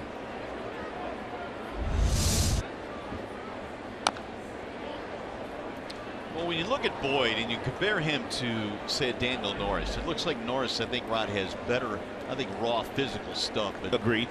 Matt Boyd knows how to pitch. He is, and he's learning too. I mean, he's learning how to add and subtract on his fastball and his breaking ball, using both sides of the plate with his off-speed stuff, elevating the fastball with 2 strikes when it calls for it. Here's his pitch usage: 41% with the 4-seamers, sinkers, cutters, curves, slider, and the change piece. He's got a nice arsenal. 3-2. Norris, by the way, a couple of nights ago threw a really good game against Louisville for Toledo. I guess tomorrow they will determine whether Norris will probably get his next start in the big leagues, depending on how Zimmerman does in his bullpen session tomorrow afternoon. That ball belted to right field. It is up there, and that ball is off the top of the wall and gone. That's the second big fly that Boyd has given up to a left-handed batter here today after not surrendering not one in his first 10 outings in the big leagues this year. And both in the same spot to deep right center. Granderson hits his 5th at 6-2. Well, I guess if you're going to give him up, you want to give up solo shots. That is a fastball that gets a whole lot of play. And Curtis Granderson, he has circled the pillows quite often in his big league career.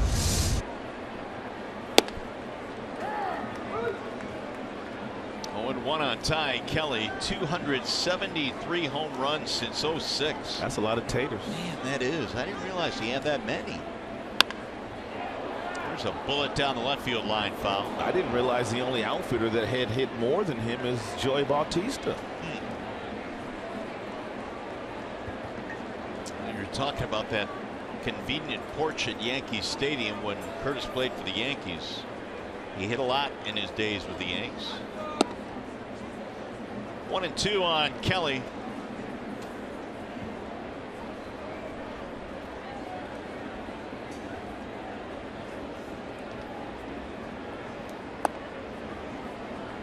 Two balls, 2 strikes.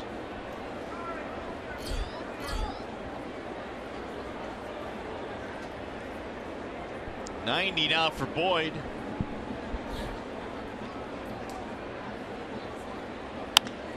Chopped to third base. Diving stop of Aviles from 1 knee. It'll be an infield hit.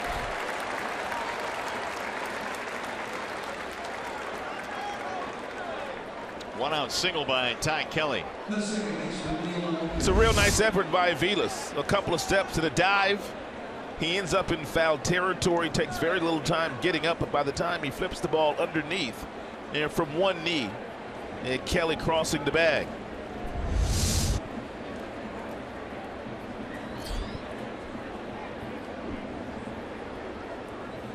Boyd, third time through, 467, and which is the reason why Brad Ausmus might start to get a little stirring in that bullpen. You're correct, sir. Alex Wilson beginning to tune up. Swing and a miss. And Brad Ausmus is going to have to get a whole lot of outs out of that bullpen here today with the pitch count already up to 92 for Boyd. He probably does not go out for the 6th. And so that bullpen is going to have to get 12 outs. But that bullpen really has been up to the task the last couple of weeks. They've been stellar. Now the 0-1. And Wilson is one of the guys that has been stellar. We talked about it last night. Both Green and Wilson have really turned in some great work. If all goes as planned here, it'll be Wilson for the 6th, either Green or the other Wilson for the 7th, or the 8th, I should say. 7th, the other for the 8th, and then you got Rodriguez to finish it off. 2-1.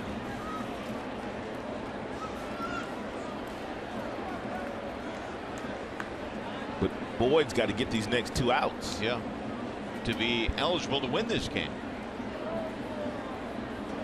Ground ball here would look nice. It sure would. Where you want me to hit it to? Shortstop. Okay, I'll roll with you. Inside, the count goes 3-1. Walker single, fly out. He sits safely in 5 in a row as Jay Bruce lurks on deck.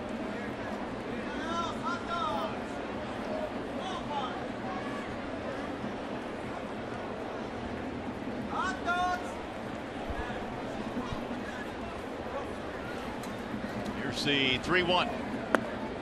And he walked in ball 4. Uh-oh. Rich Doobie going to have to go out and take a visit here. Take Boyd's temperature. It's really tough for managers because you've got one eye on winning this game, and you certainly want to give Boyd every chance to get a victory here. No, you got both eyes on winning this game. Okay, both eyes. You got both eyes on this game, but you're also, there's a sentimental part of you wants Boyd to get through this thing. Well, he's got to get, as you mentioned, 2 more outs. Pitch count now 96.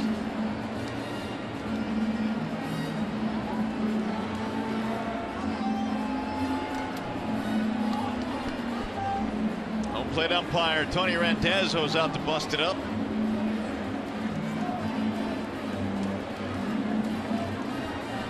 Here is the high-speed pitch, and it is brought to you by Xfinity on Matt Boyd. And top fastball 93. He has gone as low as 72, and several 73, 74, 75 readings with that curveball. So here is Bruce trying to get his team right back in this game. And Bruce has been dangerous with runners in scoring position all year, whether he's been in the National League or now in the American League. Not shifting on Bruce as heavily as they have done so in his prior at-bats.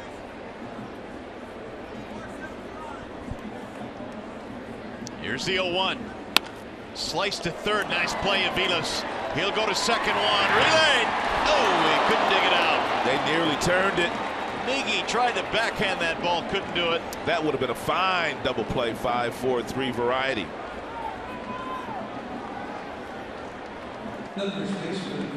Two outs now, first and third.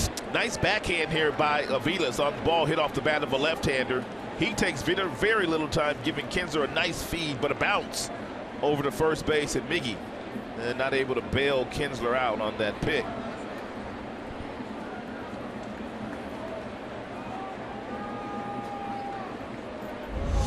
That'll keep the inning going now for Wilmer Flores.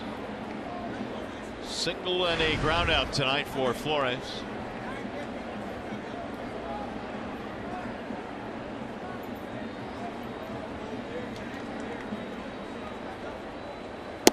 Ball 1 high.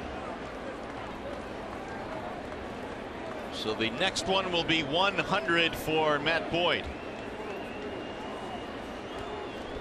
It's way too many for 4 2/3 innings. Boyd will tell you that as much. He has not gone above 101 this year. That's his high. And there's a base hit to right field and score run. Yeah, give one more out, Brad. Bruce coming to third base in there, standing up, and now it's 6-3.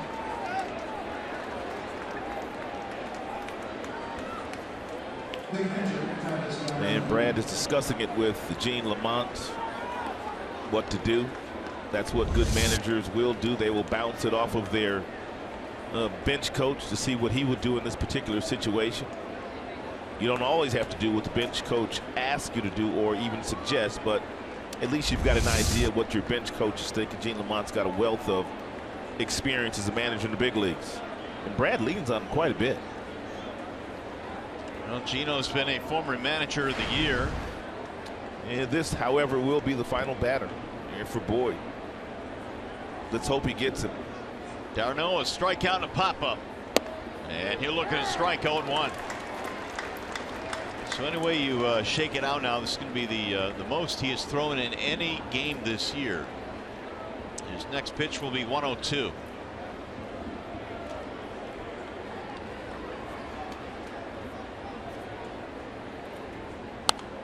Foul back out of play, no balls, and 2 strikes on Travis d'Arnaud. You really have to concentrate here if you're Saltalamacchia and also Boyd. You've gotten ahead of d'Arnaud.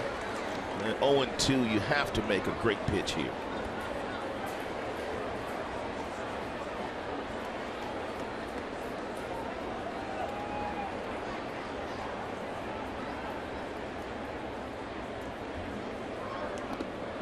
Bounced it in there, but he would not offer after it. 1-2 on d'Arnaud.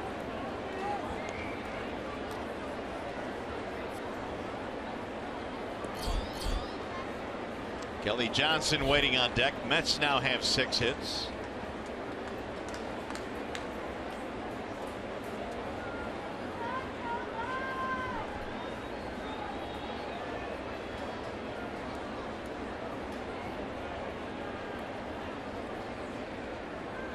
Swing and a miss. He got him to go up and out of the strike zone to win the inning.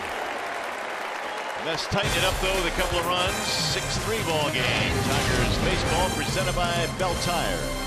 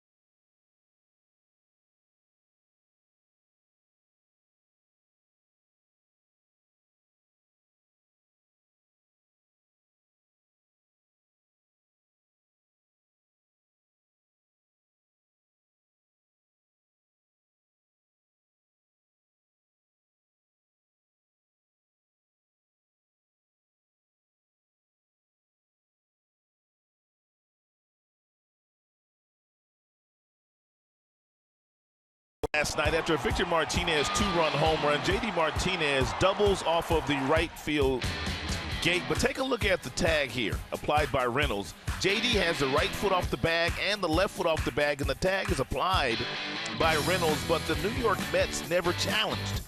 I don't know what was going on in their dugout, but I do know that there were some people that were very upset in the Mets organization because obviously they saw the replay and they could see that JD was off the base, but there was no challenge, and that proved to be the winning run last night. Yeah, because later in the inning, McCann singled in JD Martinez. He should have never been on base.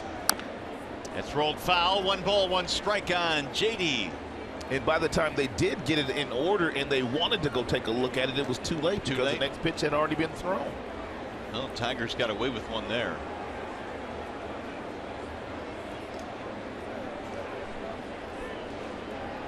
And Martinez hammers another one back out of play. 1-2 on J.D. Castellanos, not Castellanos, but Aviles next, and then Upton. Costi taken out of the ballgame, was hit by a pitch in the hand earlier tonight.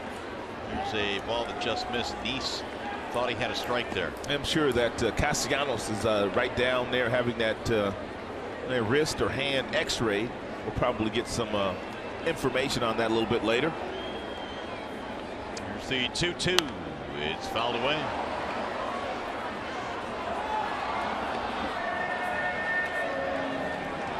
Six runs, 9 hits for the Tigers. 3 runs on 6 hits for the Mets.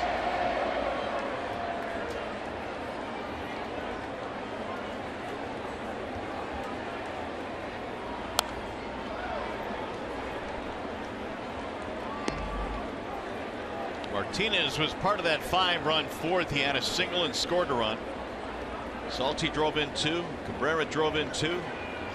Kinsler knocked in 1. Swing and a miss, and Martinez is out, 1 gone. Check in now with Kristen Keith. Hey Mario, well, in honor of the 11th annual Fiesta Tigres event going on today, there were several pre-game festivities taking place. Fans were able to see lots of live music, a mariachi band, a salsa band, a merengue band, even professional dancers. And while most of the festivities are over now, there's still one more to come. It's a little bit of a remix of the 7th inning stretch. You're going to get ready for the La Bamba. Ooh. Mario. Well, looking forward then. Hey, Kristen, were you taking part in any of that pre-game dancing there? She did not. I did not. Not going to embarrass myself that bad. All right, thank you. That ball line foul off the bat of Aviles. 1 ball and 1 strike on Mike. First at bat of the ball game for Aviles after subbing for Castellanos.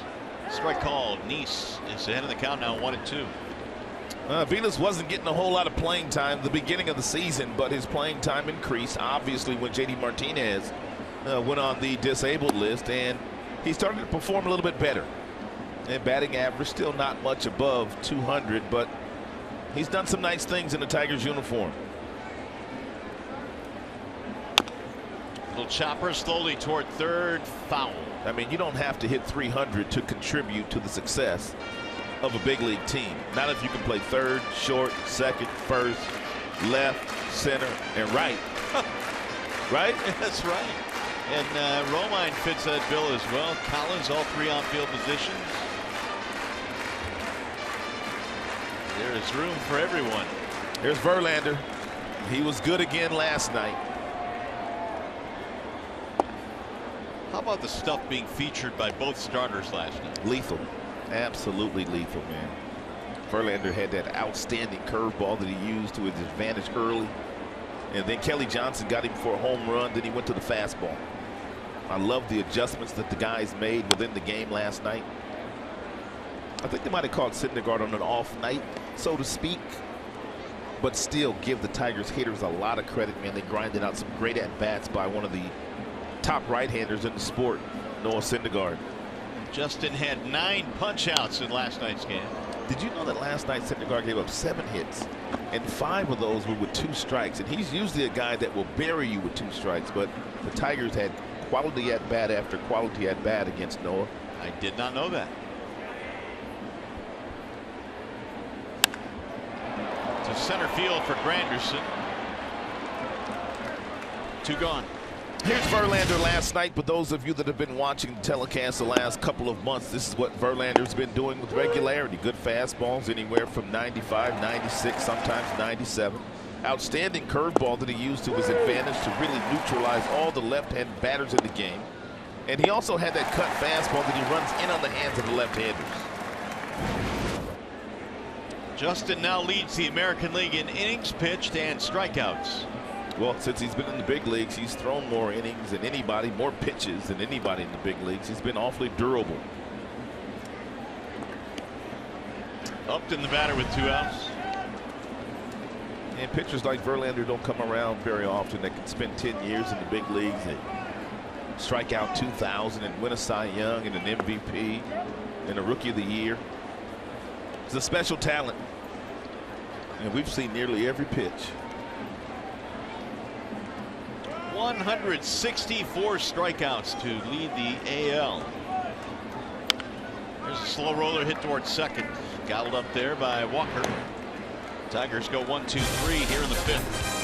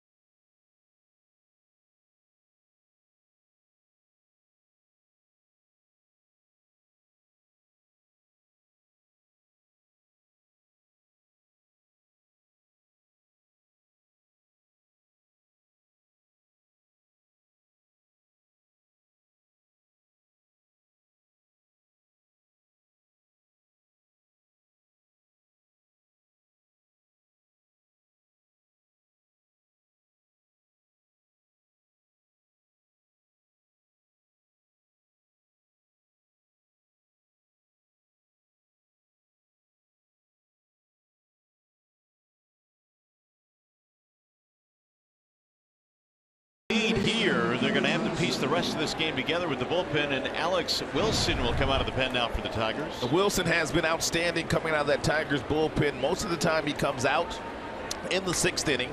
He's been in 41 games now, 42 with 8 holds and ERA under 3. He's got a cut fastball. He's got a 4-seam fastball, nice little breaking ball, and for the most part works away from the right-handers in on the lefties.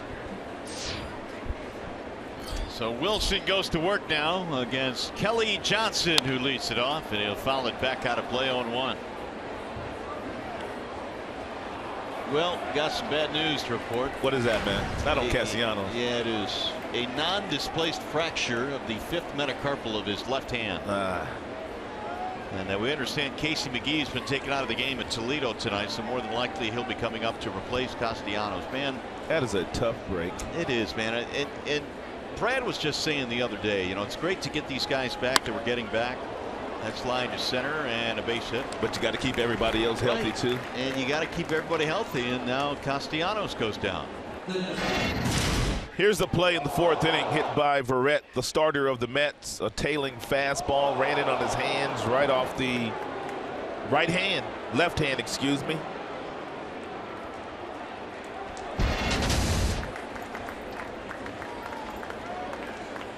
So the leadoff man is on, and Rivera will not bat. We'll get a pinch hitter. Michael Conforto will hit.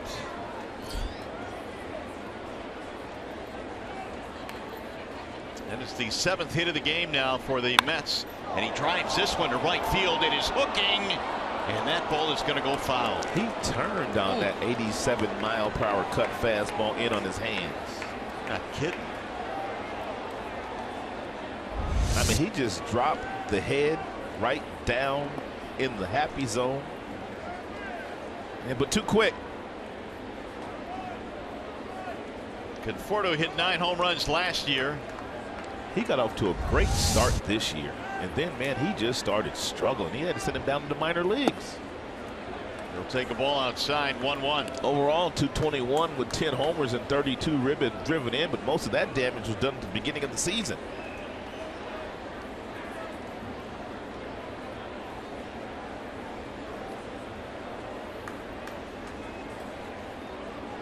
Wilson now with the 1-1 pitch.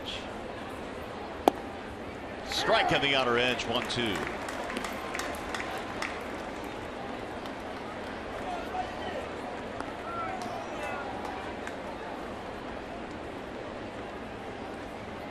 Boyd goes 5 innings tonight. He surrendered 1 in the 4th inning and then 2 in the 5th.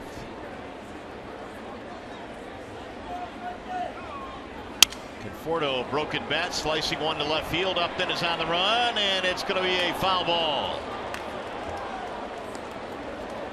Just outside of the white line, down the left field line.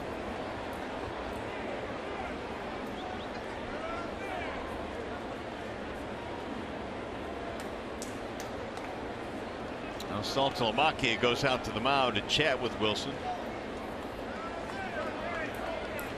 Alex has done great work.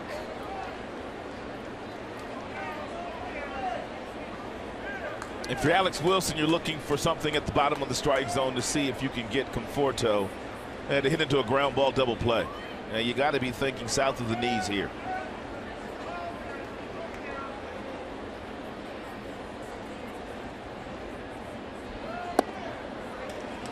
Two balls and 2 strikes. Matt Reynolds waiting on deck. Conforto last year hit 9 home runs in just 56 games. First round pick of the Mets in 2014, just a couple of years ago.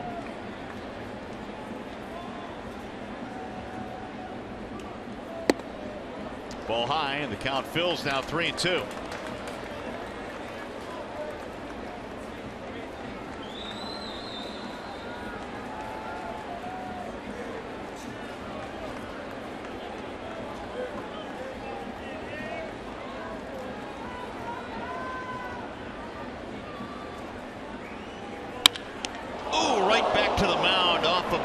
Wilson is hurt. Down he goes. Oh my! And that'll be an infield hit.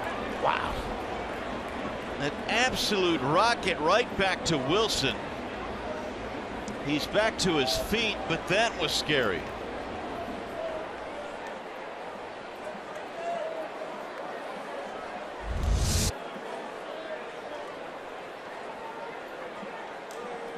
Right shin? It looked like it.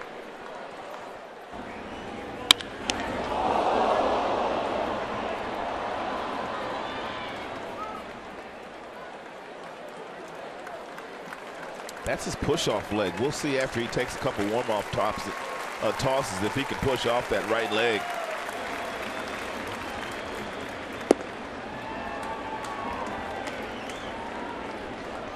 Well, the way he reacted right there initially as he tried to gain his footing, and then he went down to a knee, had you worried, but apparently he's all right.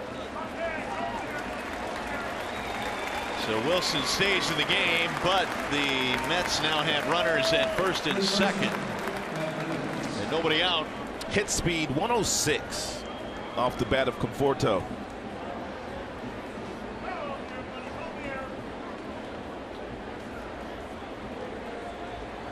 Now Matt Reynolds, the number 9 hitter, will stand in, and he is the tying run at the plate.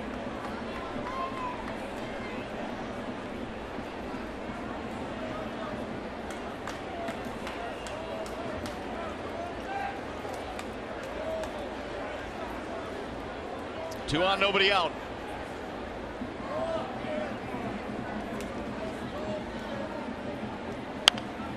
Fouled back out of play on 1. It's the 8th hit of the game now for the Mets. The Tigers have 9 hits, and the difference in this one was the 5-run 4th for the Tigers.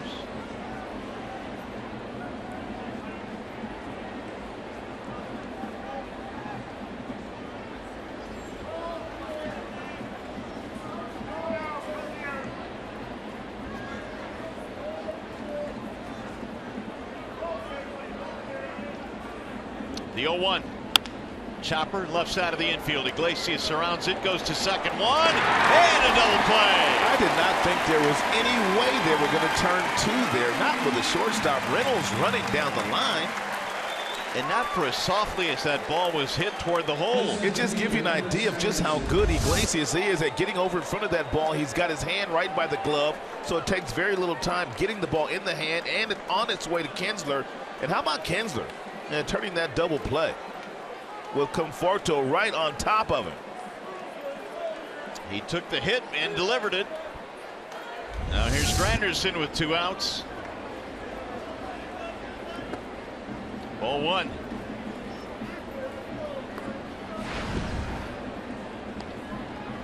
Curtis homered in his last at bat. It was a solo shot to deep right center field. And they'll play the shift on again against Granderson.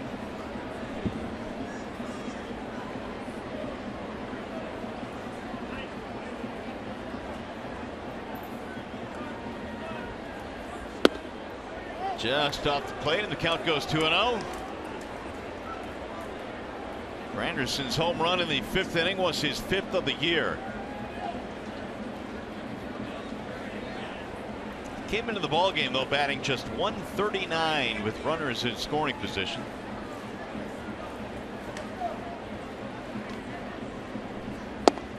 Strike call, 2-1.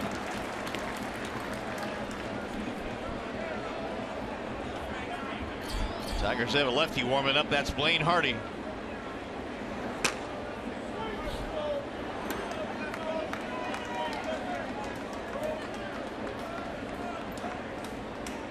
Here's the 2-1 pitch. Whistled foul, back out of play. 2 balls and 2 strikes.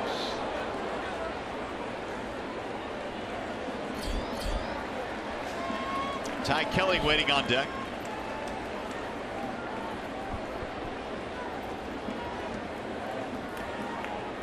Boyd goes 5 before departing here in the 6th. It is his game to win if the Tigers hold on to this lead. Ground ball first base side. Kinsler to the grass to throw him out. And Wilson can go get some ice now on that right shin. No runs, 2 hits, 1 left.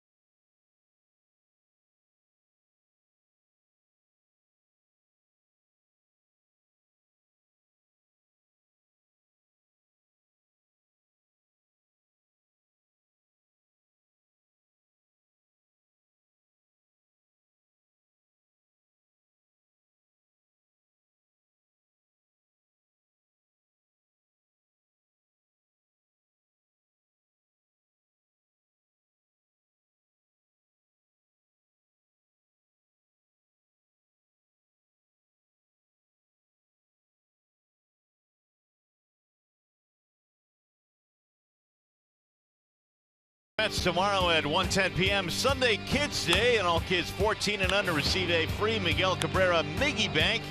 Visit Tigers.com or call 866-66-TIGER.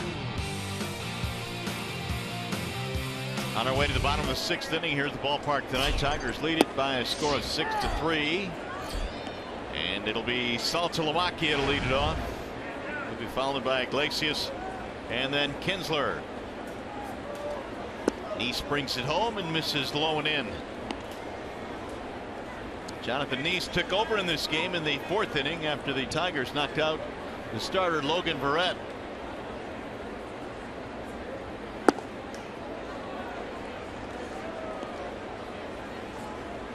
Big 2-run single for Saltalamacchia.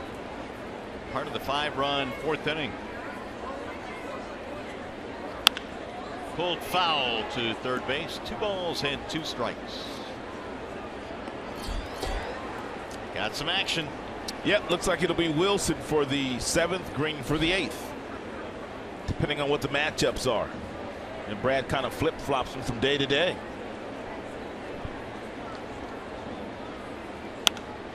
Popped up. See if it stays in play. Is there room? No, it's back into the seats. And on a big hop. 2-2. Neese, as we mentioned, is back with the Mets after being dealt in the offseason for Neil Walker to the Pirates, and then the Mets reacquired him. Neese had a pretty good year in 2012 when he was 13-9 for the Mets. His best year with them. Told you he pitched very well for them last year out of the bullpen. That's why the Pirates acquired them as a starter. They thought he would be good for them. And falling into the glove of Jay Bruce, 1 gone.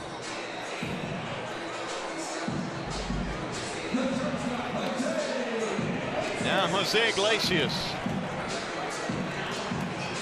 In 9 years with the Mets, Neese 61-61. An even 500 record, but a sub-4 ERA. How come you didn't tell me earlier when I was talking about all the nice things here at the ballpark? I called those Tigers Lions on top of the scoreboard. Here's the ball hit right back to the mound.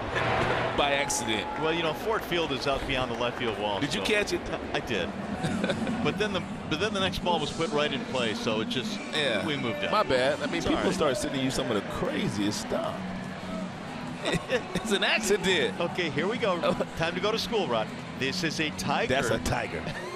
That's a tiger. Can you spell tiger? T-I-G-E-R. Good job, Rod.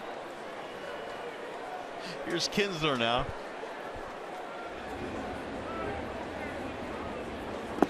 There's a ball down low to Kinsler. You've been getting lit up on Twitter. I have. Man. I have. That's all good, though. Some folks need to get a life. Here's the 1-0. There's the strike. And the Lions play there, right? The Lions play there. Tigers play here, Lions there. Now we got it all straightened out. 1-1 pitch is a ball outside. 2-1 on Kinsler. Good count here for Kinsler. It has been all season long. And 2-1 count. Looks to pull the ball to left field. If you do throw him away, he'll go in that direction. 3-1.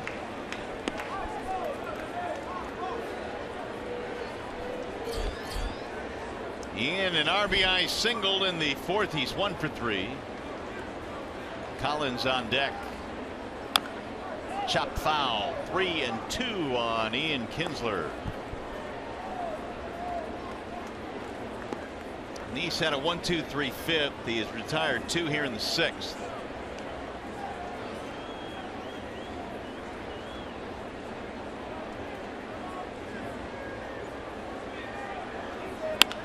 And that is going to be a fair ball. Another hit for Kinsler. He'll get 2 out of this. Ball is overrun by Kelly. It'll be a double, though. Another multi-hit game for Ian. Man, Kinsler having a great year. He may have hit that one down on the label, but still enough to muscle it over the head of Johnson and down in the left field. And before Kelly able to pick it up after the bobble, a stand-up double for Ian Kinsler.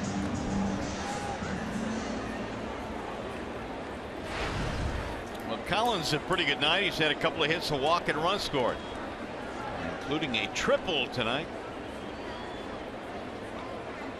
Tigers would love to get a 2-out run here. There's a strike on Collins. Tyler again batting in the 2 spot this evening as Cameron Maybin takes another night off with that thumb. And if you tuned in a little bit late, didn't hear it tonight, Castellanos left the game with a fracture in his left hand. And I saw Cameron today at the baseball clinic, and that was put on by he and Curtis Granderson, and he showed me that left thumb. He's got it wrapped up. It's still got some swelling in it. Looks like it's kind of hard still for him to bend to grip the bat.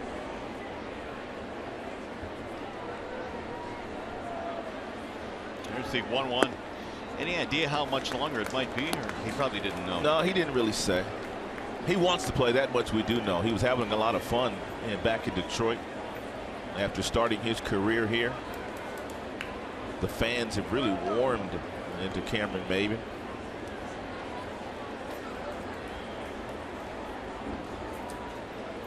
Here's the 2-1.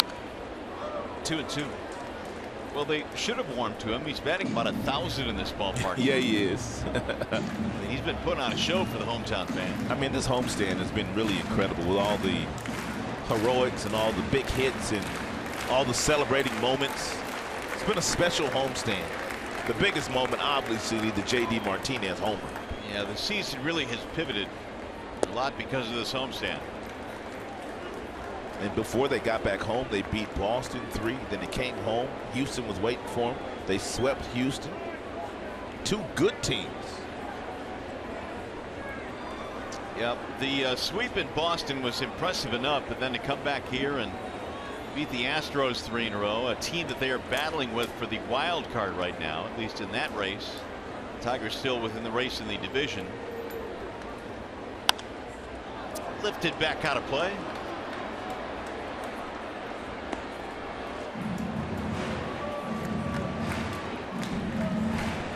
Nice now is throwing 44 pitches in this relief effort. Robles was warming up last night. He's warming up again here tonight.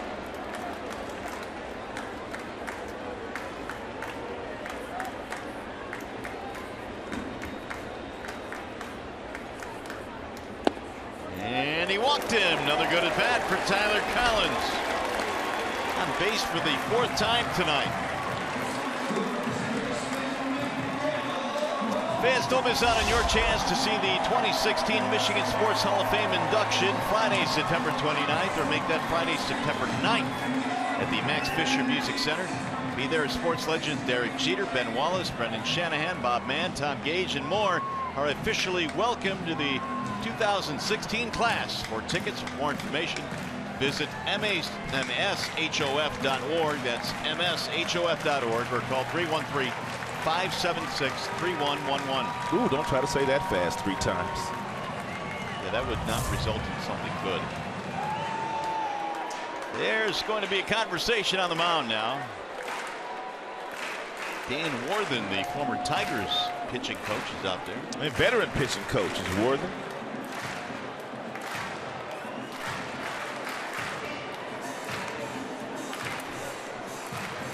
Probably saying good luck, because here comes Cabrera.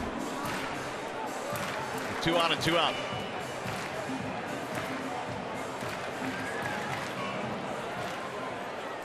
Been a good night from Mickey. 3 RBIs. To give you an idea of the kind of hitter that Miguel is, last time he was up, he got a fastball away. He hit that the opposite way for a 2 RBI single against Nice. This time he'll be looking to turn on something because he feels like Nice is going to try to come in on him at some point in time. Stayed away there. It was a borderline strike there. Fox tracks seemed to indicate that it was a little bit outside. Miggy not happy with it.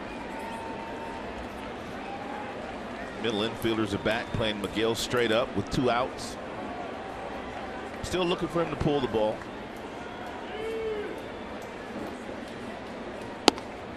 Stayed away again. 1 ball, 1 strike.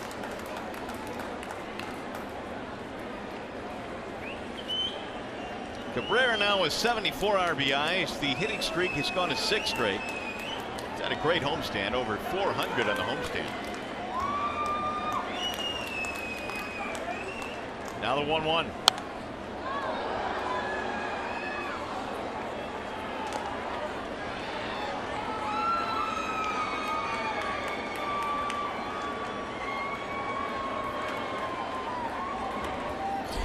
Big Bruce now joining Justin Wilson in the Tiger bullpen. Bruce has been doing a nice job in that bullpen too. That is a welcome sight with the talent he has in that right arm. Way outside. And before last year, McGill had 11 consecutive seasons where he had hit at least 20 homers and drove in at least 100 runs. That was snapped last year because of the injury, but he's on pace of doing it again here. He's already got 25 homers. 11 straight years of 20 and 100. 3-2. Well, the numbers just, you look at them, you sometimes wonder, and then you see this guy play on a daily basis, and you know why they're that special. Crowd getting into it now. A jam-packed house here. 3-2. The runners will be on the move.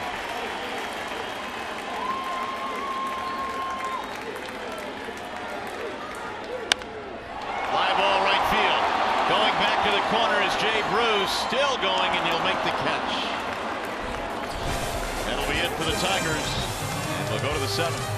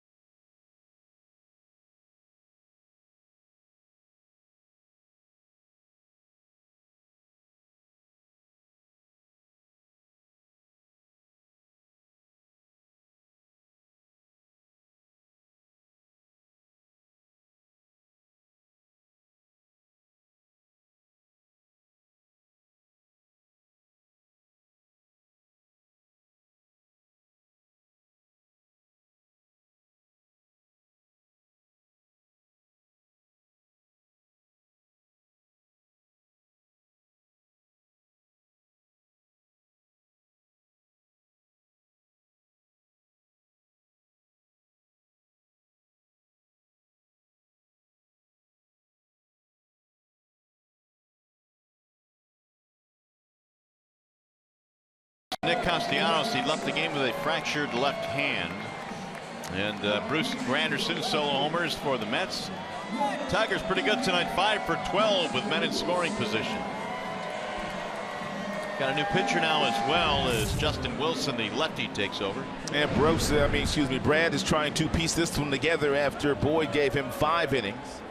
And now you have Wilson entering the contest. He's been outstanding lately, 3.51 ERA overall. 49 strikeouts, and he's only walked 6. It's amazing. So the 7th inning belongs to Justin Wilson. Ty Kelly leads it off for the Mets. Showing bunt, looks at a strike on the outer edge.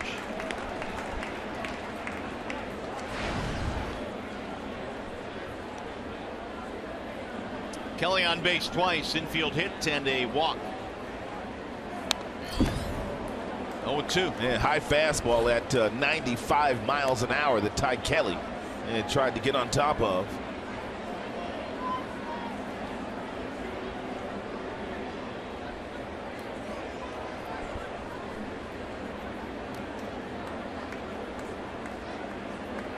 Kelly in his 3rd stint now with the big club was recalled on August 2nd. He's batting .342 down at AAA.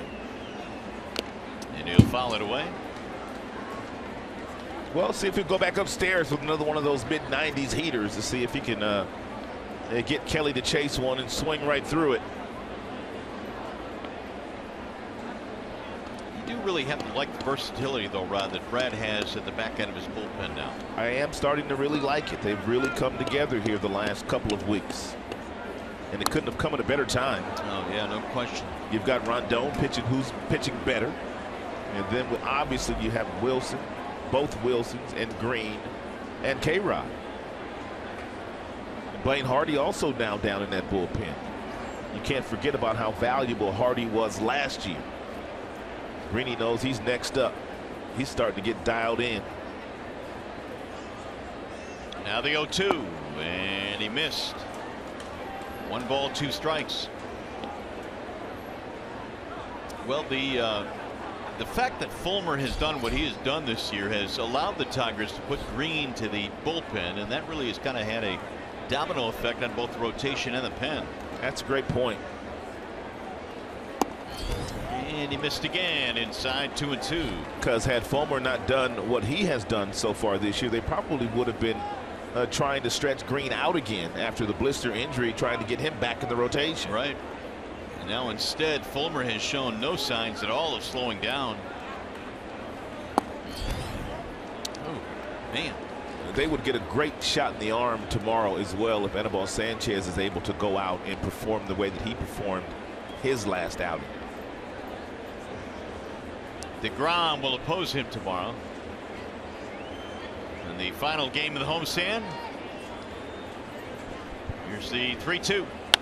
Slice to the right side, base hit. Leadoff single for Kelly.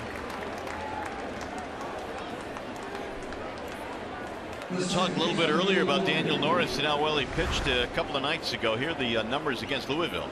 Lloyd McClendon told me this was a couple of weeks ago that he has just been so impressed with what Daniel Norris has done down in the minor leagues this year, and it won't be long before he's up in the movies for good. He's got that kind of stuff.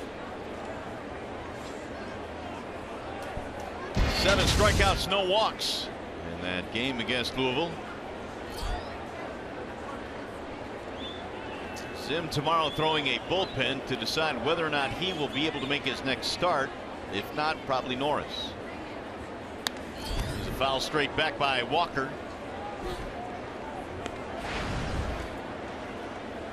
Neil Walker tonight, a single and a walk. This is one of the reasons why Brad elected to go to Justin Wilson here in the 7th. Because you can turn Walker around to his weaker side. 18 home runs, but only 6 right-handed. And then you got the lefty-lefty on Bruce, who's the on-deck hitter. So that's why you got Wilson here in the 7th and not Green. And there is Bruce on deck.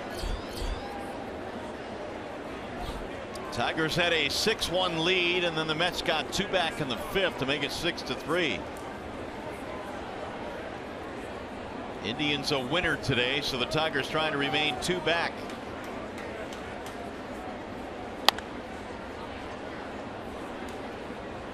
One ball and 2 strikes on Neil Walker.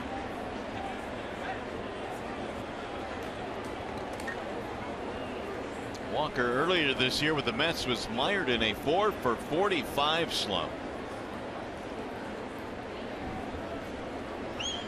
But he's been a solid major leaguer. 7 years for the Pirates.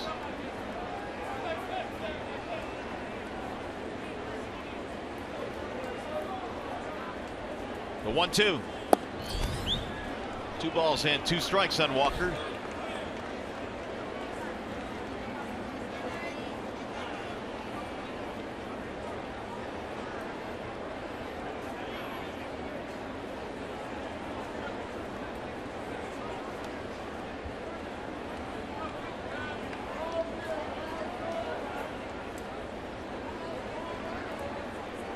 Here's the 2-2. Ground ball to third. Nice play of Vilas, but all he can do is knock it down. Now he'll have no play. And the first 2 have reached. Well, fans, you can own the game-worn Tigres jerseys of your favorite players. Bid now at tigers.com/auctions. Hurry, auction ends at 9 p.m. Monday. A portion of the proceeds benefit the Detroit Tigers Foundation. So go to tigers.com/auctions. Bid now on one of these jerseys. Tigers Foundation will benefit So now 2 on, and here is the dangerous Jay Bruce. He is the tying run at the plate.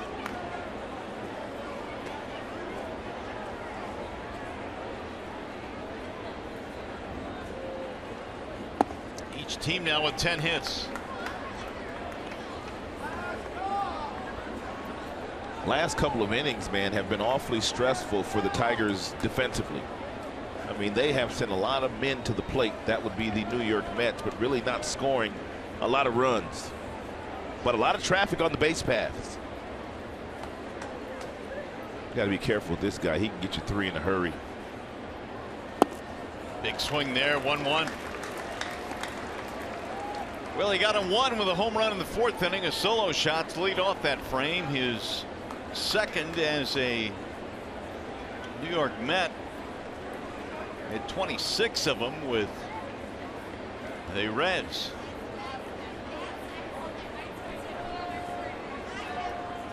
Here's the 1-1. 1-2 on Jay Bruce. In his 3rd All-Star game this year, he's gone 20 or more homers in 8 of his last 9 years. Hit a ton of them for Cincinnati.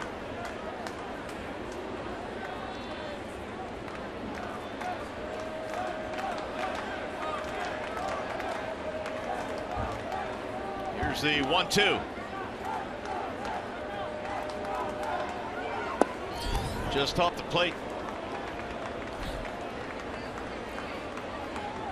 Wilson not as sharp as we have seen him in the last couple of times he's gone out there. He has thrown a total of 17 pitches. He has hit the strike zone with 10 of those. And we told you when he came into the contest, nearly 7-8 to 1 strikeouts to walk ratio for Wilson. Ground ball right side. Cabrera spins, fires to second, hit the runner. Oh my goodness. A run will score. Kelly comes in, Walker goes to 3rd, and how's that for a bad break? That is a horrible break.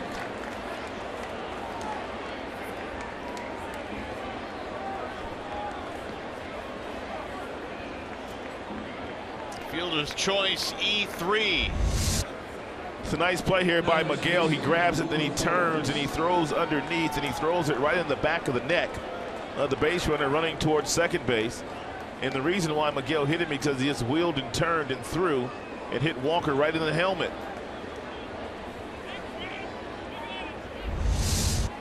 And now it's a 6-4 ball game. The tying runs are on. Walker was drilled right in the back of the helmet. That'll be the 2nd Tigers error of the game, and here is Wilmer Flores.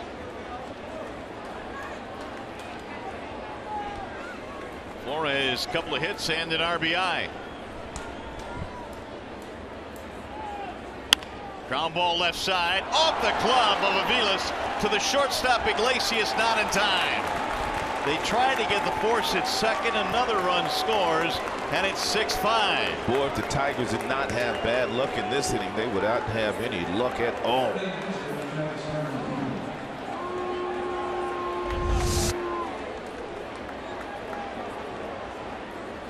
Ground ball to 3rd base, rolled up right off the arm of Aviles. Nice job here by Iglesias getting there and trying to get a play at second base, but Bruce hustling from first, able to make it safely.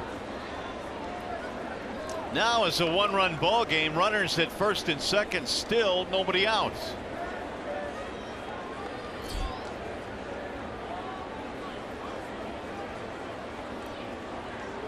They have ruled that an error on the 3rd baseman Aviles.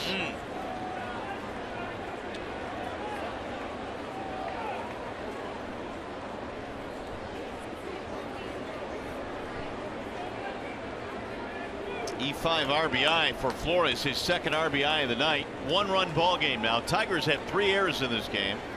And Tigers not necessarily looking for the bunt off the bat of Dorneau, and nor does he have a sac bunt this year. No sign of bunt there. 1 ball to no strikes. Now Rondon and Green starting to heat up quickly.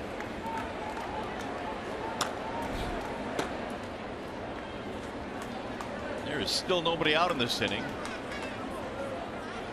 And a bouncing ball to second. Kinsler has it, flips to Iglesias, one. Rita, that's a double play, and boy, was that needed. 4-6-3, 2 gone. Absolutely huge. Kinsler was able to shuffle this ball to Iglesias, and Iglesias wanted to make sure that he grabbed it, and he had 4 seams, and he threw a strike to Miguel Cabrera, and it was a firm strike. Tigers defense continues to turn the double play. So here is Kelly Johnson now with the tying run at third and 2 outs.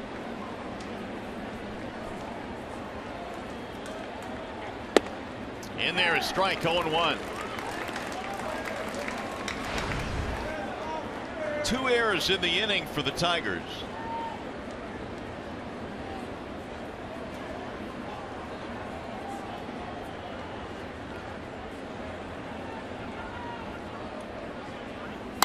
Ground ball to second. Should end the inning. Kinsler, and that is that. However, they get a couple of runs, and we'll go to the stretch.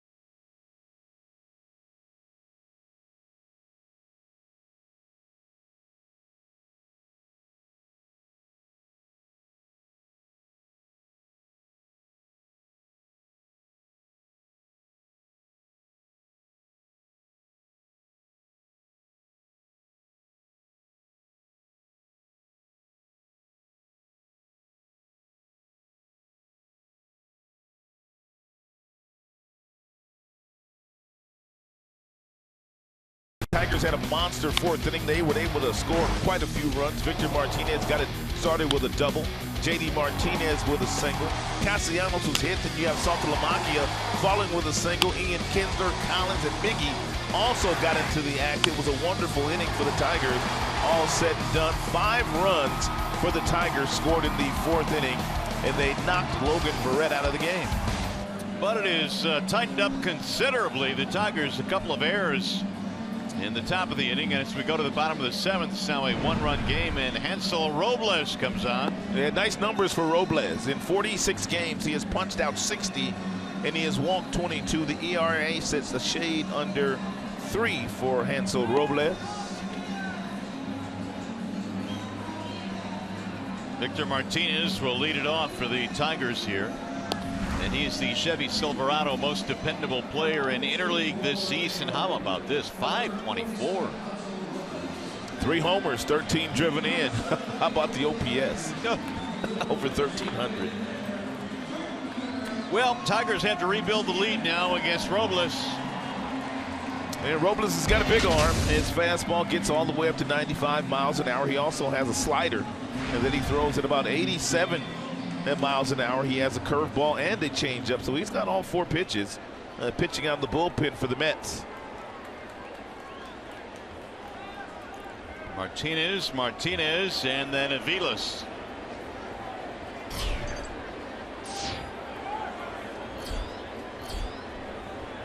They play to pull against Victor, and he'll swing in the first and foul it back out of play.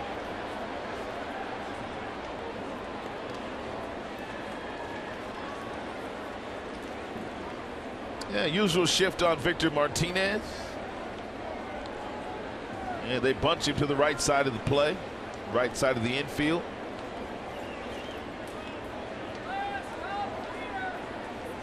A double and 3 at bats tonight for Victor. Drilled to center field. Granderson coming over, makes the catch. He hit that ball so hard, it had so much backspin that it stayed up long enough for Granderson to run it down. Victor only got halfway down the line before it was caught.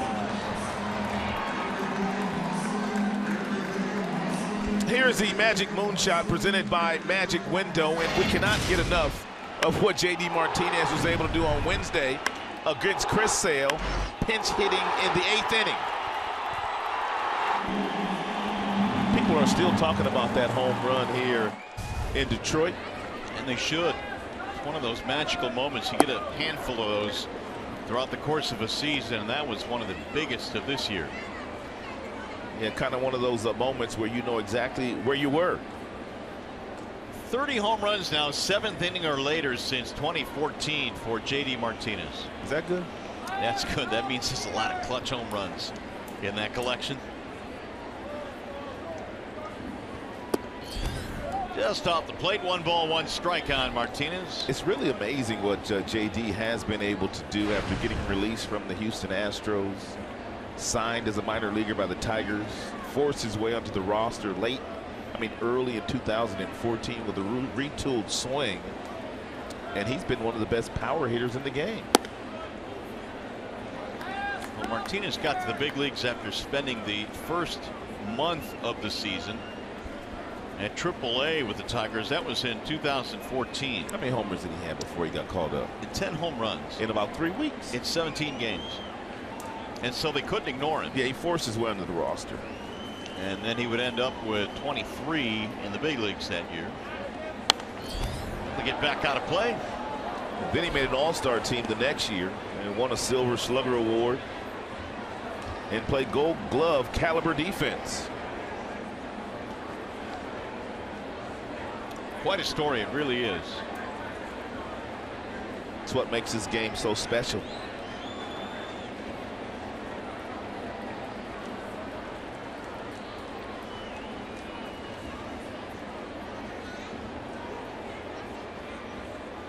Robles with the 2-2.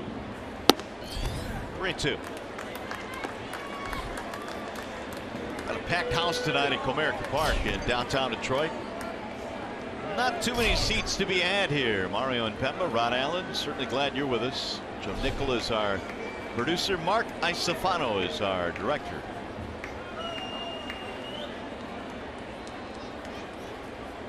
Now the 3-2. Outside, he lost in ball 4. 1-out walk. Fans, don't forget to follow Tigers baseball live with the MLB.com and BAT app. Stay up to the moment at any moment with Game Day. Live game video highlights, StatCast news, and a whole lot more. Download MLB.com and BAT, the #1 app for live baseball on your phone or tablet. Now with Vilas with 1 out.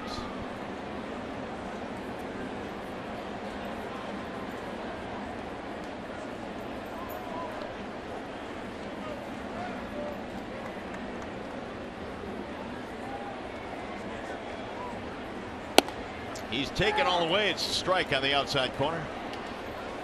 Both teams have 10 hits tonight. There is one difference, though. The Tigers had 3 errors in this game.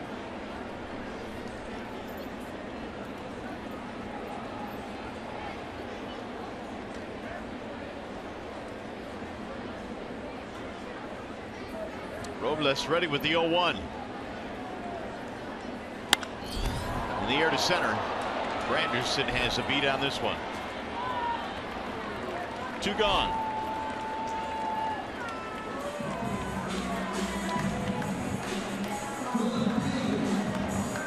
Here's Justin Upton.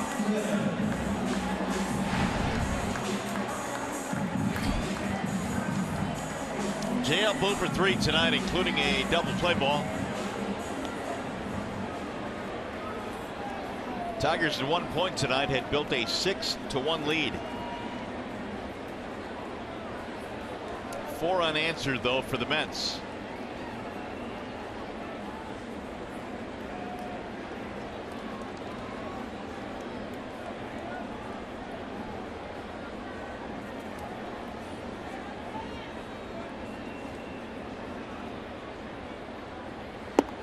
In there, a strike called. Robles has got a good arm, and 96 with that fastball with a little two-seam action tailing in on the hands of Justin Upton. We told you he has a nice changeup. He's got a curve and a slider. Pitches a pretty good baseball his last 21 games for the Mets. ERA just a shade over 2.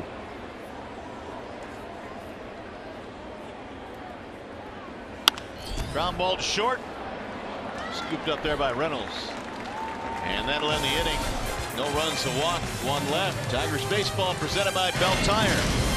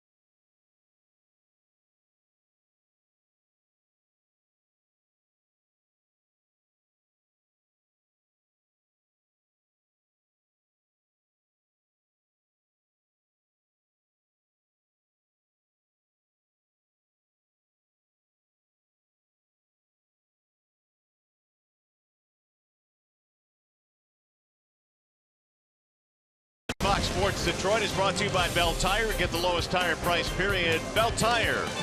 And by Chevrolet, more than you expect for less than you imagine.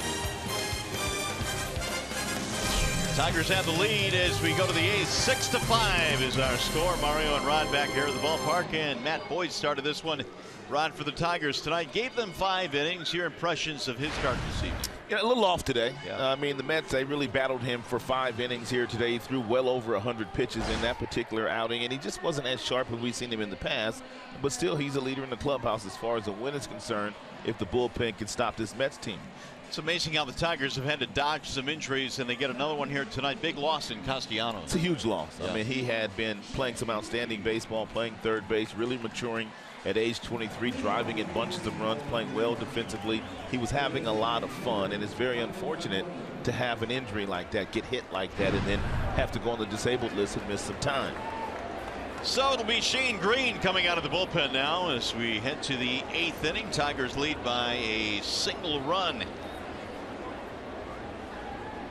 Green facing Michael Conforto, who took over as a pinch hitter for Rene Rivera in the 6th inning, taking over as the DH.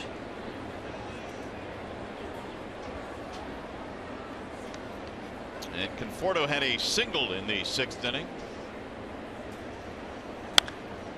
Popped up foul. This will head back to the seats. This Mets team is not known for being a good offensive club, but the last 2 or 3 innings, they've really put a lot of pressure on the Tigers defense. Yeah, it was 6-1 at one point.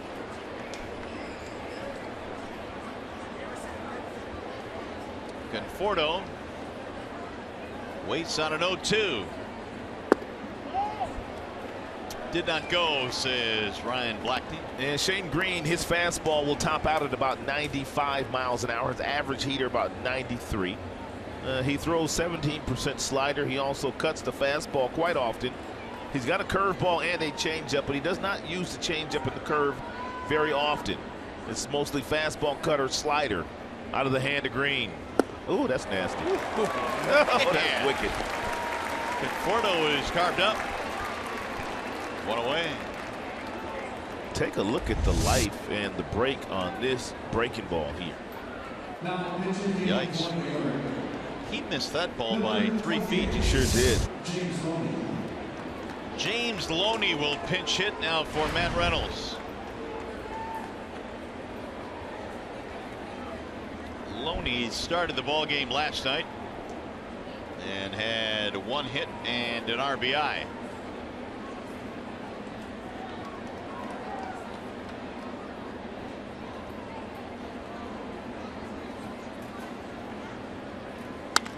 Sliced and over the head of the shortstop. He can just hit. Not a lot of power, man, but he can just slash. Well, he slashed his way on with a base hit there.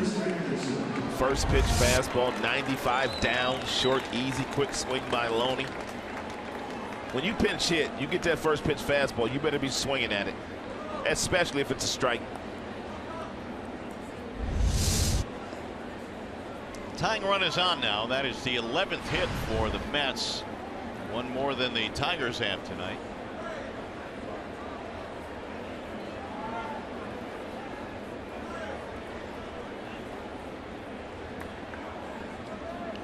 Flag to pull on Granderson. And he'll look at ball 1. The shift is not quite as dramatic with the runner at first base. Velas on the cut of the grass at third.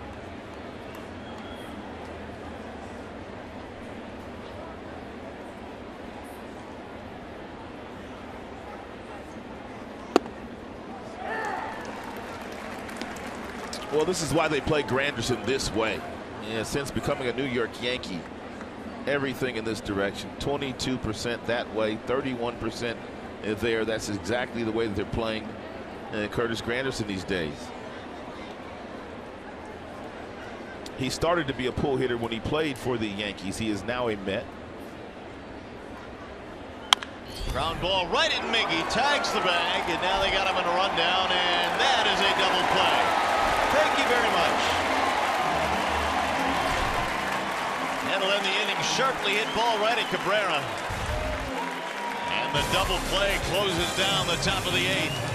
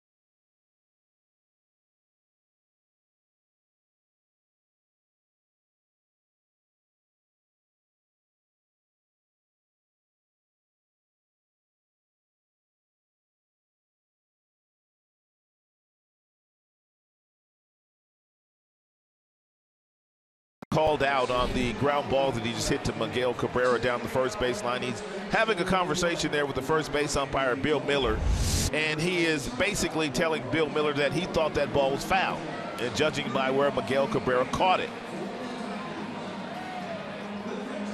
Miller immediately signaled out. And the conversation went on for a while, and finally Terry Collins had to come out to kind of break up that confab. The home plate umpire probably would have had a better look at that particular play, because it looked like Miggy took it in front of the bag anyway.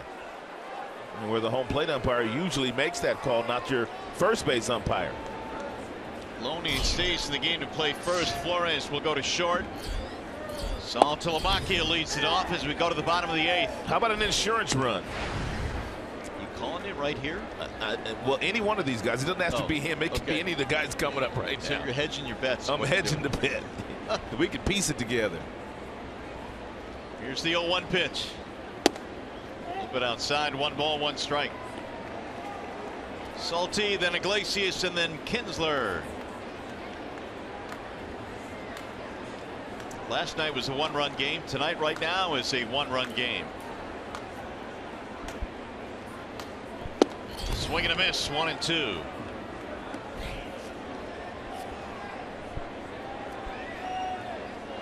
Tigers 19-12 in 1-run games. That's pretty good. Yeah. They've got a better balanced team this year. They've got Maben with some speed. Kinsler at the top with some speed. You got Iglesias at the bottom with some speed, so they can manufacture a run when they need to in a close ball game. Popped up a mile high, shallow left field, and it's caught for round number 1. Jose Iglesias coming up next, and with more on Jose, we check in with Kristen Keith. Hey Mario, since tonight is all about honoring Latin American players, Jose Iglesias' story came to mind. The Cuban-born shortstop defected when he was just 18 and didn't speak a lick of English, and only his father and Cuban teammates who joined Iglesias knew of his plan to defect. Now, despite Cuban security that surrounded the team, they made the escape when they were in Canada for the World Junior Championship, and just after a year, Iggy's risk paid off because he signed an $8.25 million deal with Boston. He's making his dreams come true right now. He sure is, Kristen, and there are a lot of folks from Cuba that have been able to make that jump, and it's not an easy leap to defect from Cuba. I have nothing but respect for Jose Iglesias and the fact that once he came stateside, he learned English in the very first year that he was in America. He spent every single day eating lunch and hanging out with Dustin Pedroia, going over to Dustin's house, and his wife would feed Iglesias, and he wanted to learn English. And now he speaks very good English. Well, he kind of assimilated to the culture very quickly and made that effort. He'll foul that one back out of play. The Tigers a couple of years ago had a catcher by the name of Brian Pena. Remember him? He defected as well. Yes. He talked about how difficult it was and the chances you take. He was also very well spoken. Always had a smile on his face. Oh yeah, he sure did. Played the game hard. Saw K-Rod warming up. The 9th inning will be his. Here's the 1-2. Iggy slices one right to Loney at first. 2 gone here in the 8th. The Tiger T-shirt Fridays continue on August 19th. Tigers battle the Boston Red Sox at 7:10 p.m. Get a game ticket plus a Justin Verlander emoji T-shirt when you purchase exclusively at tigers.com/T-shirt Fridays. They made an emoji on us earlier in the year. Did you like yours? Yeah, it's pretty cool. It's cool. Yeah. How about you? Yeah, I dug it a little bit. Yeah. Here's Kinsler now, who has an RBI single and a double in this game. There's a strike called, 0-1 on Ian.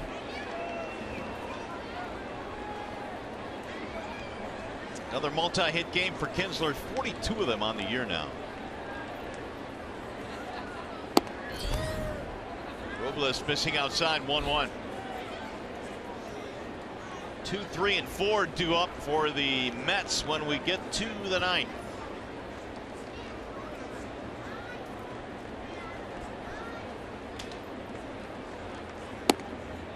Breaking ball bends outside, and the count goes 2-1.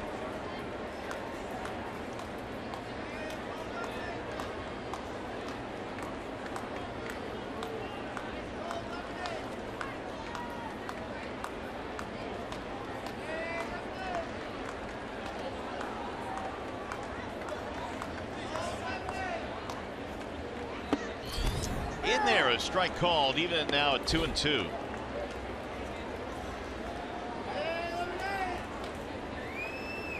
Should Kinsler reach, Tyler Collins on deck.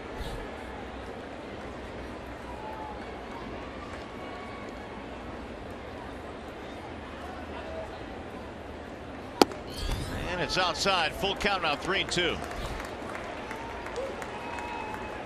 Tigers 6 runs, 10 hits, and the Mets tonight 5 runs, 11 hits. A Tiger win would make them 61-49. 3 more outs to get, though.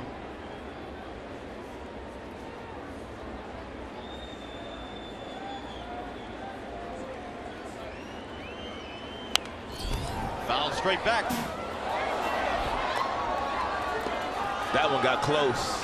It's a little bit too close for comfort. And that one came to eat, as they like to say. Well, the Tigers, if they win here tonight, remain 2 behind Cleveland. Toronto, Boston right now. And the Tigers in Houston battling for the 2 wild card spots. It should be a very entertaining 7 weeks of the season. The foul back out of play.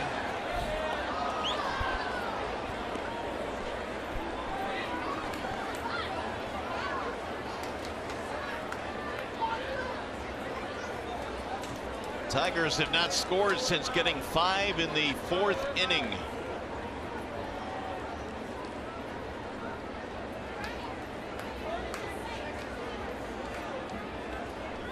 Robles trying to finish off Kinsler. Ian trying to keep the inning going.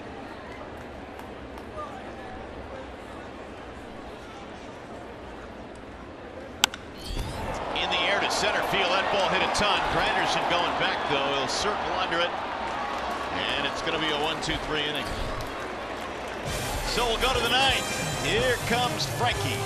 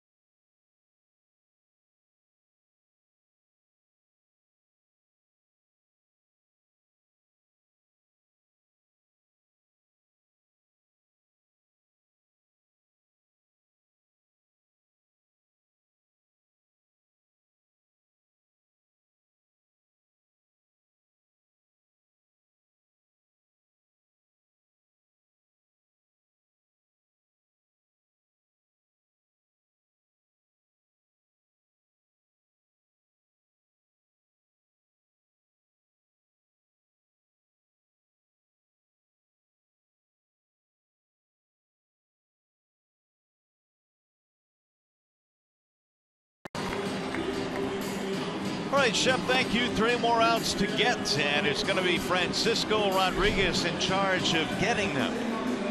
And Francisco has been awesome this year and saving ball games for his new team. He got his 31st save last night against the New York Mets, his former club, looking for number 32 this evening.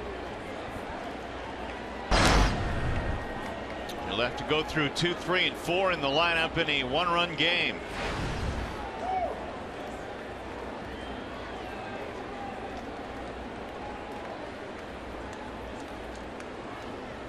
Ty Kelly leads it off. Has been on base 3 times tonight, singles in each of his last 2 at bats. Aviles on the grass at 3rd. 9th inning is underway. Ball 1 to Kelly. had 21 hits in this game, 11 for the visitors, 10 for the Tigers. Yeah, Tigers did most of their damage early. It's been the Mets that have kind of done some of their damage the last 3 innings. Swing and a miss. Nice change piece there at 83 miles an hour by Rodriguez. He gives you a lot of body, a lot of fast body, and then he gives you a fast arm as well. But because he grips the ball the way that he grips it on that changeup, the velocity is about only 83.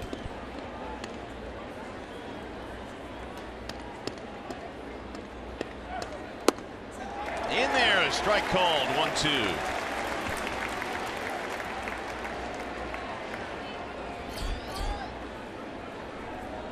Walker waiting on deck.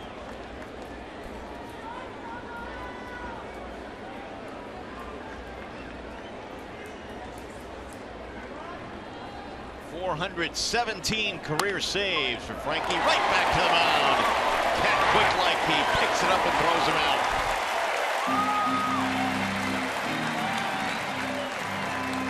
One away. Here's the upcoming matchup presented by Gordon Chevrolet. It's going to be Anibal Sanchez and Jacob deGrom tomorrow. Sanchez was very good the last time that he toed the rubber for his club. As a matter of fact, he got a win. He'll need to be good again tomorrow because deGrom is outstanding, 7-5 with a 2.41 ERA, and he's already got 117 punch-outs. Only 3 out of 14 against Francisco Rodriguez in his career. Walker, 2 singles and a walk tonight, and he flies this one in the air to shallow left. Jay up coming on, 2 gone.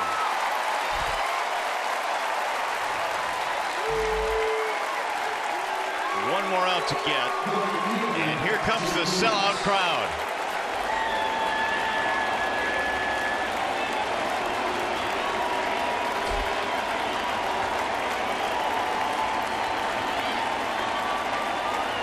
$41,053. Jay Bruce stands in with 2 outs. Just keep him in the ballpark.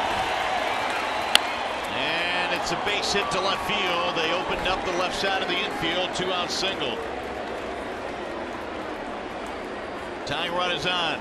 Yeah, you never want to allow the tying run to get on, but if it's Jay Bruce and that's all he's going to do is allows he single the opposite way, you'll take that.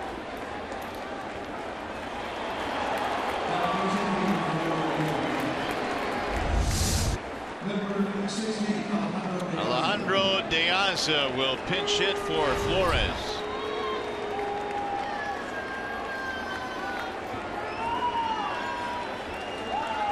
Diaz only 3 home runs this year, but be careful. He's been a double-digit guy in the past in his career.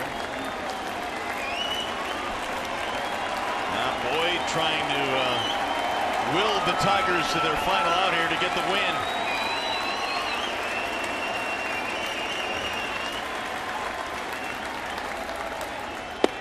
Strike 1 on Diaz.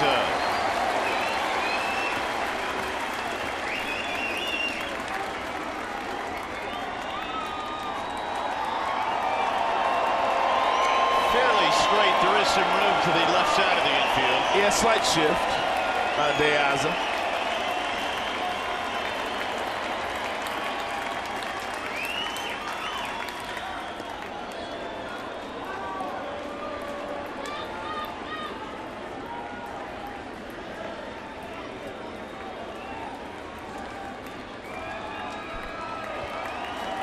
.65 Tigers. Jay Bruce the tying run at first. 2 outs in the ninth.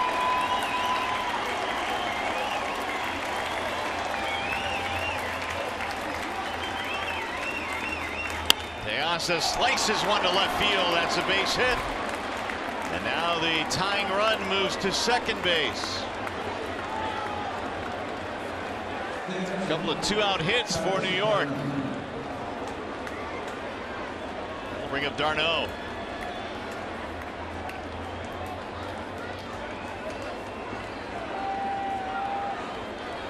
So for the moment, the sellout crowd is silenced. 41,053 in attendance tonight. Travis d'Arnaud is 0 for 4.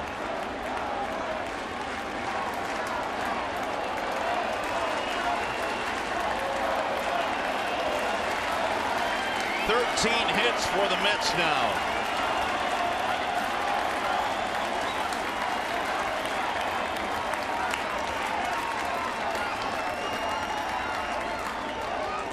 Ball one blocked by Saltalamacchia. Francisco will give you a ton of changeups, won't he? He will not give in, ever. One after another.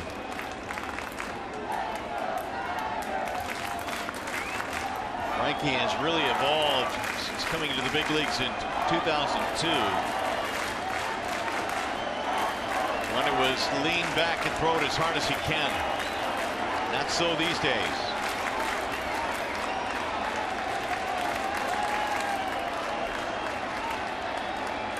Now the 1-0 to Darno. Strike call, 1-1.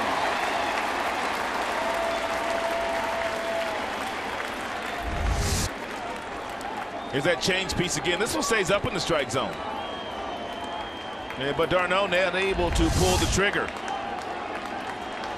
When you see changeup come out of the hand, you're always looking for that changeup to be down in the strike zone. You're not looking for it to stay up. Swing and a miss. One more to go.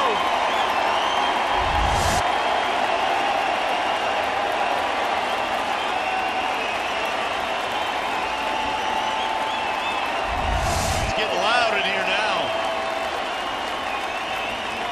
41,000 plus.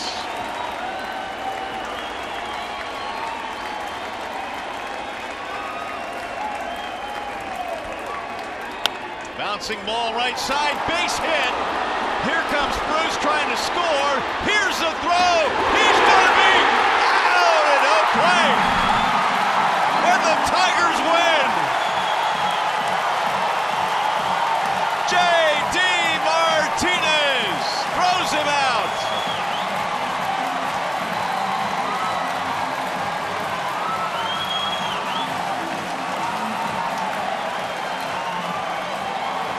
I guess there's nothing wrong with that elbow.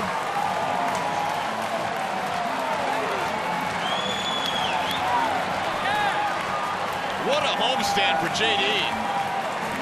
He's doing it all. Tigers have won 10 of their last 11. Martinez a bullet to home plate to throw out Jay Bruce. This team is absolutely rolling. This is an outstanding tag here by the veteran Saltalamacchia. You can see he got that foot in front of the plate, which forced Jay Bruce into sliding around. Jay Bruce never got to the plate.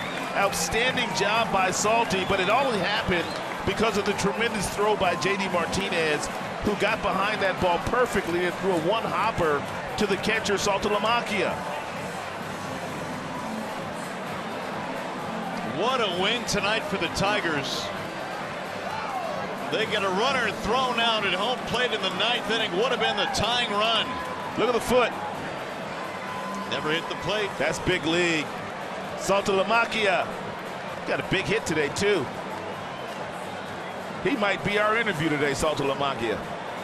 Happy, happy, joy, joy as they jump up and down. The Tigers get a win. They've won the first two of the series. They'll be back.